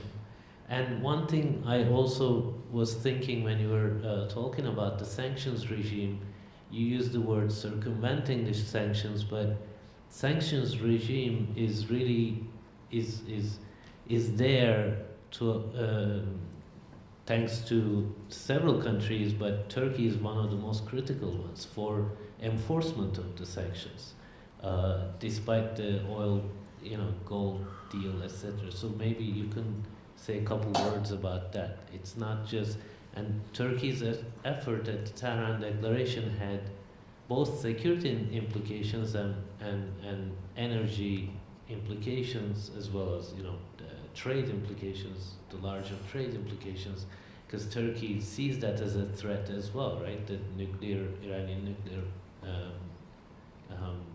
weapon, or bomb, whatever. So I'll just let you talk. thank you. In terms of the legacy of the modernization theory, I'll start with saying I guess it's difficult to sort of go through and assess sort of decades-long shifts in Turkish-American relations. Yes, absolutely. Especially given so many reversals and shifts throughout various periods. And I think the era when sort of modernization theorists really conceived of Turkey as one of its models, that its experience could be reproduced across, especially neighboring countries in the Middle East. That kind of overlapped with the Turkish reception of sort of this infatuation with the American model of modernization. That kind of slowly, in certain respects, in sort of the cultural realm, but also in other sort of social aspects, almost coming to replace previous understandings of modernization, which were more closely followed the European model, for instance. But in terms of the legacy of the role that was assigned to Turkey within modernization theory, I think, especially in the aftermath of the so-called Arab Spring, there was the resurgence of this idea of the Turkish model, of the liberal, the secular, the ideal democracy will look at its constitution, etc. I think that has been one of the sort of the continuing effects of the sort of Cold War product of the social sciences in that period, and with its sort of shortcomings as well as parts of the theory that made sense, in the sense that immediately with the 60 coup, you had the modernization theorists kind of justifying and kind of overlooking such mistakes, and I think kind of reproduction of this idea of the perfect Turkish model, or sort of negative side effect of that kind of thinking. Great, thanks. Moritz? Yeah, and on the leadership issue, Turkey was relying on the Obama administration to convince Congress. I mean, Turkey certainly did not engage in lobbying efforts in Washington itself to try and convince Congress members that the US wouldn't go ahead and craft new sanctions bills. So in that, they could also rely on the support given by Obama. So they were convinced, or at least were hoping, that the Obama administration would make sure that things are in order in Washington. So, and they didn't see it as their obligation to go to Washington themselves and try and lobby Capitol Hill. And this is also one of the structural issues about the sanctions regime. While the leadership to leadership level, there may be agreements on sanctions reductions. Best example is right now with the nuclear interim deal we have in place since 24th of November. Congress agreed not to debate further sanctions bills, and yet there was this new sanctions bill introduced by Bob Menendez and Mark Kirk, which is undermining Obama's Iran diplomacy. So, of course, the leadership or the administration has to make sure that the diplomatic track is not sabotaged by domestic hardliner groups, both in Tehran and in Washington. So in that sense, yes, I think the Turks were quite surprised in June 2010, because they did not expect that Washington would just discard their diplomatic efforts so easily. Yes, on the sanctions issue in general, Turkey is absolutely critical. As I said, it is accepting international sanctions as UN-backed measures that are the appropriate response to Iranian lack of transparency, lack of cooperation with the IAEA, but it is criticizing unilateral sanctions, and it is not bound by unilateral sanctions. The announcement to reduce Iranian oil imports in March 2012 was absolutely voluntary. So that was also, you might say, a sign or a symbol of goodwill on the part of the Turks to show receptiveness to US concerns or to US approaches to pressure the Iranians, while they may be critical of the approach themselves. So this is this kind of strategic hedge that I'm trying to single out. Could I share one more intervention here? You mentioned how the Turks felt when Secretary Clinton dismissed their efforts in 2010. You haven't told us about the Iranian motivation for engaging in this dialogue and what their expectations were. Did they expect the U.S. to go along? Did they care if it succeeded or failed? What role did their engagement with Brazil and Turkey play in their own understanding of how their interests could best be protected? There are people that have analyzed this issue very in depth, and have done interviews both with the Turkish, with the American, with the Iranian decision makers at the time, and reportedly in the negotiations between the Turks, the Brazilians, and the Iranians were very interested in hearing from the Turks whether they had the backing of the US, and so. Reportedly, Lula and Erdogan traveled to Tehran with this letter by Obama that Obama had sent in April to Lula, and that was kind of the incentive for the Iranians to agree to the Tehran Declaration. And then, of course, Tehran was as surprised as Ankara was by the adoption of the Sanctions Resolution 1929 just a month later, and which, of course, then again made them even more skeptical of goodwill on the part of Washington in actually going forward on the diplomatic track. Okay, thank you. Do we have any questions from the audience? Yes, can you use the mic, please? Is this on? Yes. Great. Please. I'm Michael Searway. I'm a fellow with the Trinity Forum Academy, and I'll kind of pose my question to the whole panel. I'm not sure if Lagu can hear me and participate or not, but I'd love to hear all your thoughts. I'd be interested to hear any thoughts you might have about the EU accession negotiations. We've seen some at least formal encouraging overtures lately. Of course, it's been such an up and down process over the past 10 years and more. But I would just like to know what the appetite is in Turkey towards that goal and how that might play out in the elections over the next year and a half. Or maybe Moritz, are they content to sit by with more of a strategic hedging position? So any thoughts you might have on that would be welcome. Thank you. Great, thank you. Let's take a couple questions, please. Yes. Hi, my name is Aaron Drackman from Georgetown University. My question is this. Basically being two non-Arab players in Middle East, the Turkey-Iran relations, how it would affect the Kurdish situation, because we know that Kurds have only one partner in the region, and that's Turkey, and that partner is only possible under the current AK Party regime.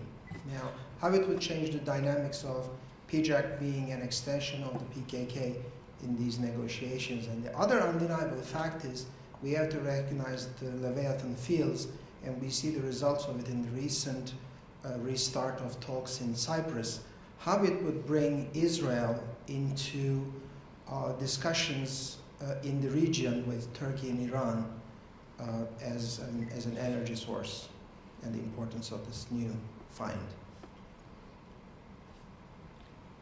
Yes. I have a question for Moritz.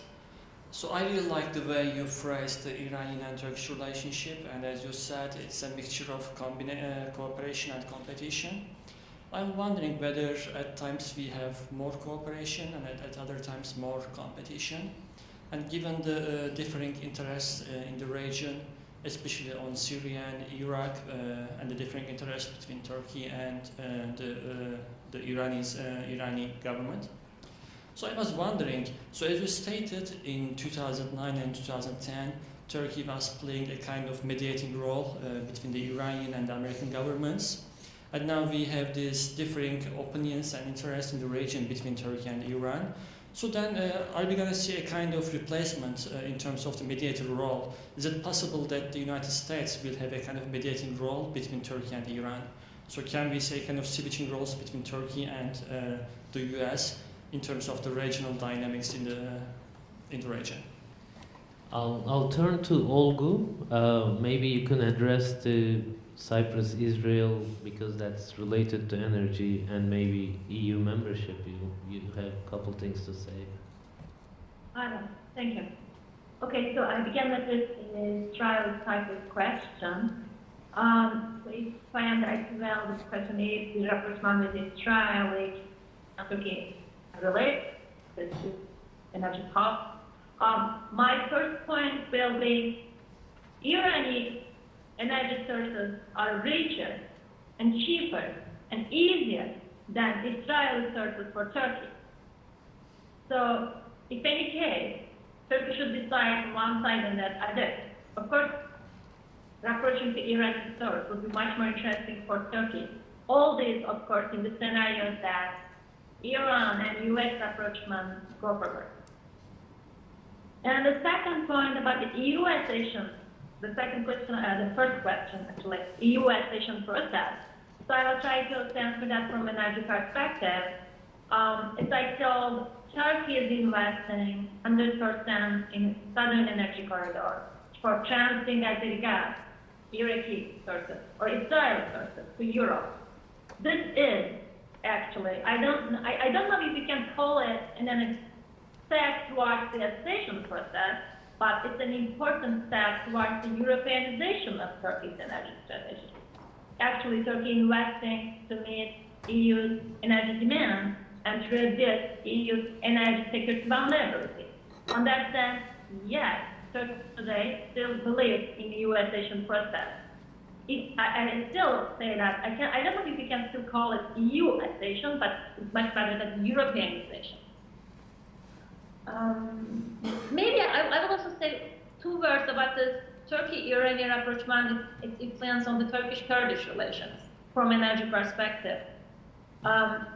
So Turkey is actually has signed agreements with Kurdistan regional government for oil exports as well as gas exports. So this is about Turkey's relation with Iraqi Kurds. On the other hand, Turkish Petroleum Corporation, in cooperation with Shell, is making Turkey's most important shale gas and shale oil exploration in Diyarbakir, which also another perspective government is Kurds. All in all is that just to say that Turkey has entered in very positive dynamics in terms of energy cooperation with Iraqi Kurds as well as Turkish Kurds, and I don't think any rapprochement or any other relation can hamper this cooperation in coming future. Thank you. Thanks, Olga. Moritz? Well, yeah, just to add, she just mentioned we have the Kurdistan-Turkish agreement in the energy field.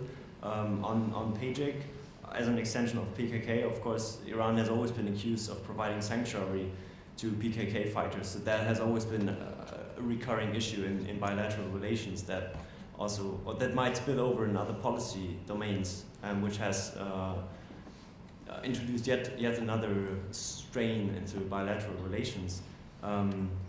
But I mean, certainly, at some point, I believe certainly the focus of Turkey's accusations concerning the providing of sanctuary to PKK fighters has somehow shifted from Iran to Syria, which after the expulsion of Abdullah Öcalan has been kind of downgraded, but it remains an issue in bilateral relations,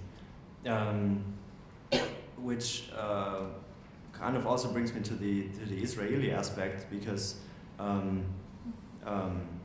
as Israeli-Turkish relations improved, Turkish-Iranian relations deteriorated, and vice versa.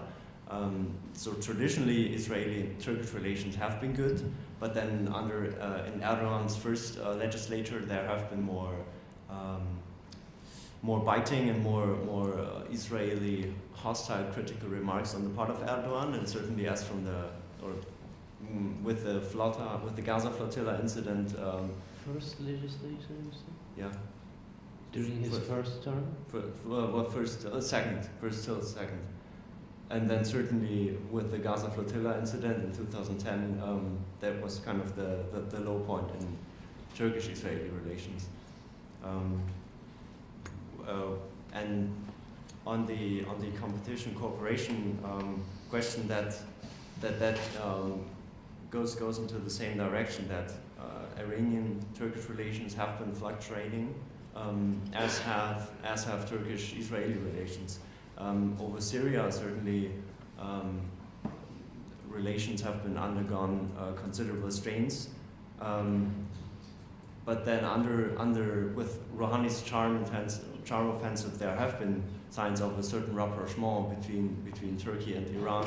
I believe 2 weeks ago, just Rouhani and Erdogan have been discussing a joint humanitarian aid package for Syrian refugees. So there are signs that bilateral relations concerning, or their disagreements over Syria might be improving, if certainly not overcome though. Thank you. Begum, do you have anything on the EU membership? Okay. All right, well, do we have more questions from the audience? Yes, please. Please, Len. Thank you very much. My question deals with the issue around the role or the willingness of the Turkish government and also the Brazilian government to lobby the Congress. I mean, this is what states normally do. And if they weren't doing any of this kind of activity, talking to people and so on about this very important deal, it suggests to me a rather significant failure of diplomacy and what embassies are supposed to be doing. And also a lack of understanding of the role of the legislature versus the executive branch in the making of policy in the U.S., especially during the Obama's incumbency, when the Congress seems to oppose just about everything that he does.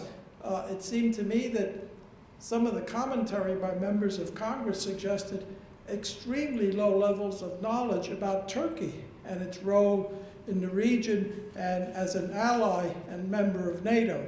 So if Mr. Pieper, if you and the others, and perhaps anybody else in the room who's knowledgeable about this could comment, that would be appreciated. Yeah, I was not suggesting that it was Congress was the driving force in 2010 to impose sanctions, but these were not unilateral US sanctions, but international sanctions that were discussed in the United Nations Security Council. So Turkey was thinking that the Obama administration gave the permission for Turkey to go ahead with diplomacy, with shuttle diplomacy with Tehran. At the same time, the US was trying to convince Russia and China in the Security Council to approve of Security Council Resolution 1929. So it was not Congress as the driving force in pushing ahead with a new unilateral sanctions bill, but the administration negotiating in the UNSC with Resolution 1929. This is a very interesting story.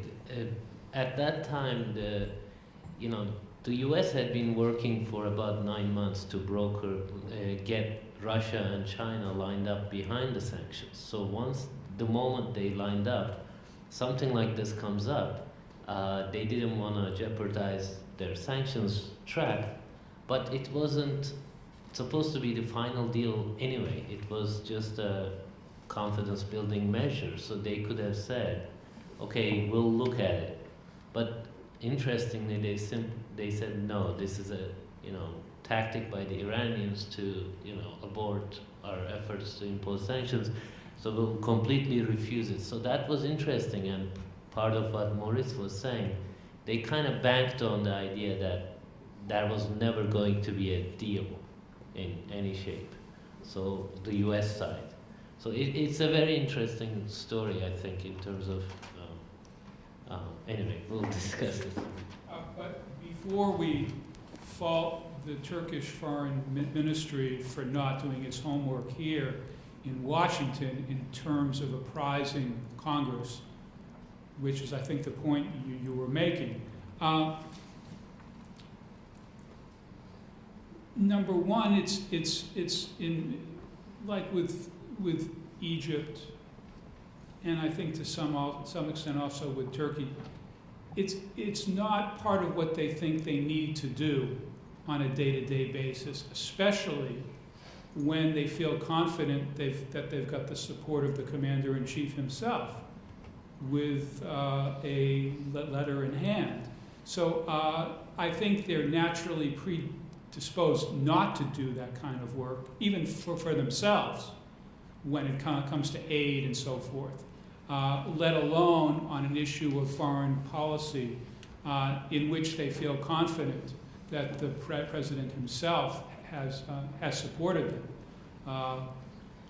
Just to add to that, there are a couple of traditional issues like Cyprus and Armenian bill. Those lobbying, activities are very strong, and now it's much more broad. But as Jeff is pointing out, it's not quite something they used to also talk about those issues. But that's also changing. The U.S.-Turkey conversation has been on regional issues a lot more, but of course, it's nothing like Turkey lobbying on the Cyprus issue and the Armenian issue. So anyway, I'll put that out there. Yes, please. Thank you. Hi, my name is Olgu. This is Volkan Emre from World Energy Security Analysis Platform. My question is about what you just talked about. What are the potential effects of shale gas exploration activities in southeastern and eastern Turkey to the increasing energy partnership between Russia and Turkey? Thank you. So shale gas exploration in Turkey. So this is something, shale is investing, but still dealing in a lack of information because we have some data on the potential gas, but we still ignore the cost of production of this gas. Indeed, Turkish gas can be really not cost effective.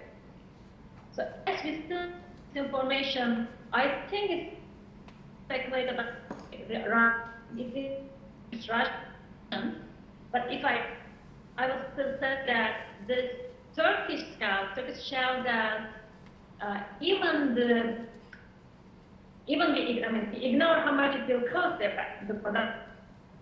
In the sense that this is very cost effective, effective resources are really very few, and it will in Turkey 20 years of gas demand. So it's just a possibility for Turkey. This is interesting, but it can never compete with Russian supply to Turkey. And all in all, there is also this environmental aspect of shale gas exploration that Turkey did not mitigate this difficulty. But I believe that environmental lobbyists will move soon in Turkey, that backing this exploration. Thank you. Thank you, Olgu. If there are no more questions, I'll close this session. I'll invite my colleague Kılıç Kanat for closing remarks. Thank you.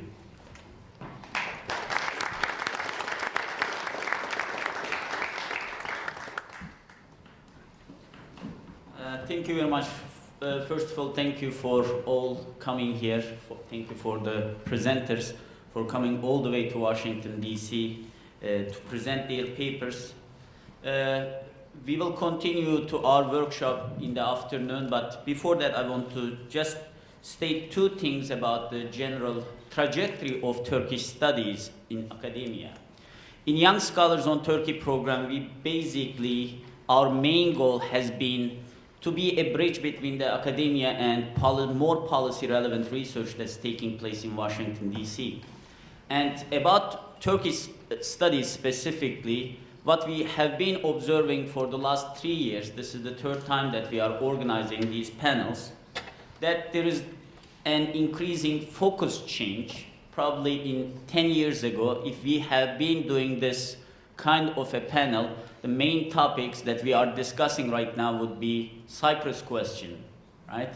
The Armenian bill at the Congress, probably Turkish-Greek relations, Turkish EU membership, things like this. But what we have been experiencing is an increasing focus change, and we are very glad to see that actually, because the transformation that's taking place in Turkey is more complicated and in some instances more difficult to understand, and it is different than what it seems in Washington, D.C. So we definitely need in-depth analysis of this transformation in different levels, in different layers. So I'm very glad to see this divergence of topics. The second thing is, in the last 3 years, if I need to make an overall evaluation of 3 years, we are seeing that there is a trend on special topics, right? There are 3 issues that I've been editing the books of YSOT, and I've been trying to see the proposals and being the part of the selection committee. I see that there are 3 trends in Turkish studies. One is regarding the domestic transformation in Turkey. And part of this is, one is the Kurdish question, of course. What we are seeing from the proposals and from the articles that there is a paradigmatic change in the studies of Kurdish question.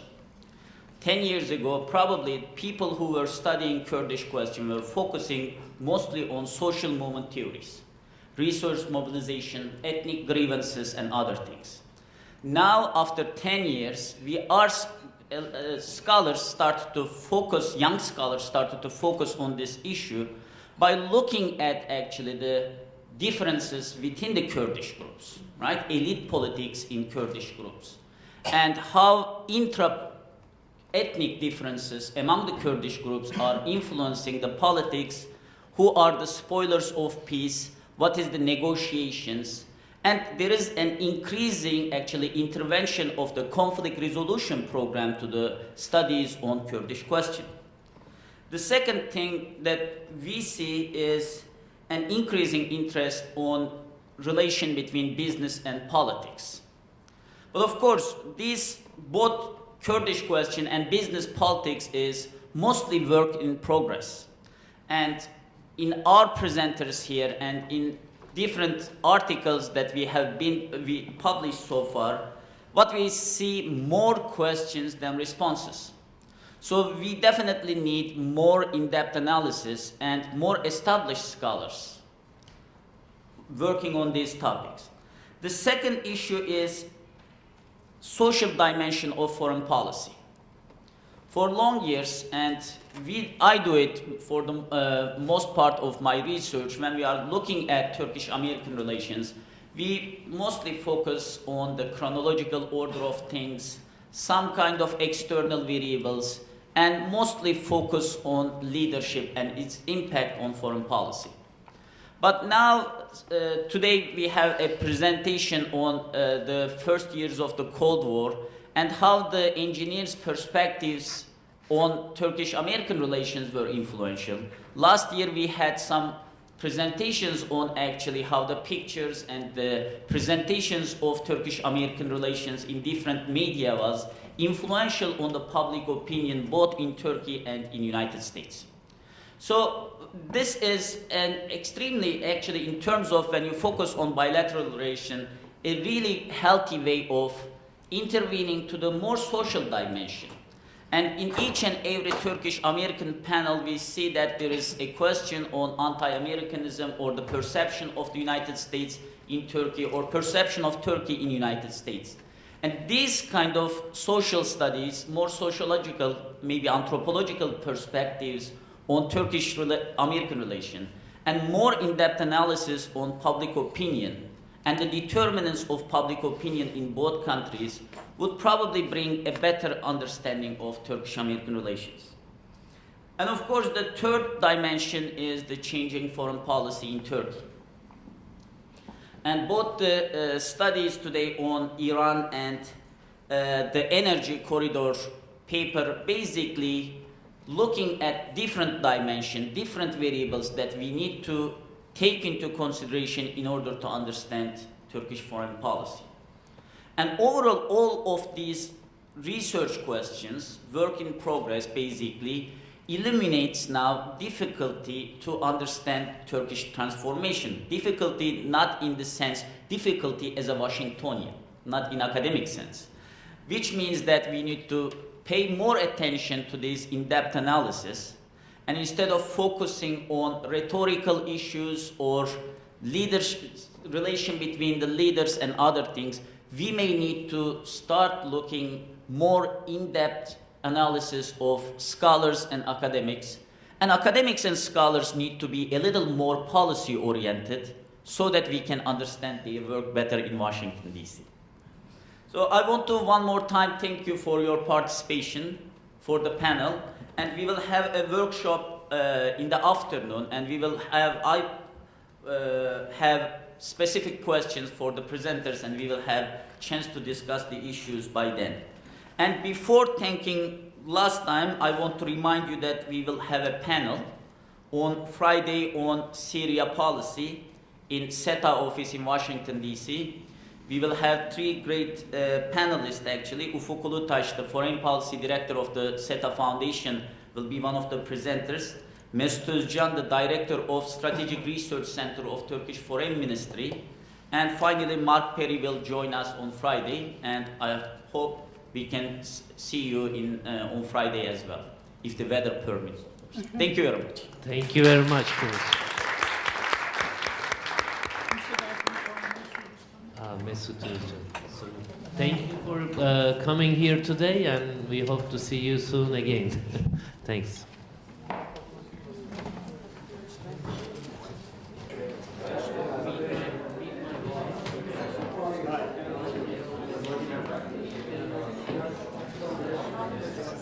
Thank you.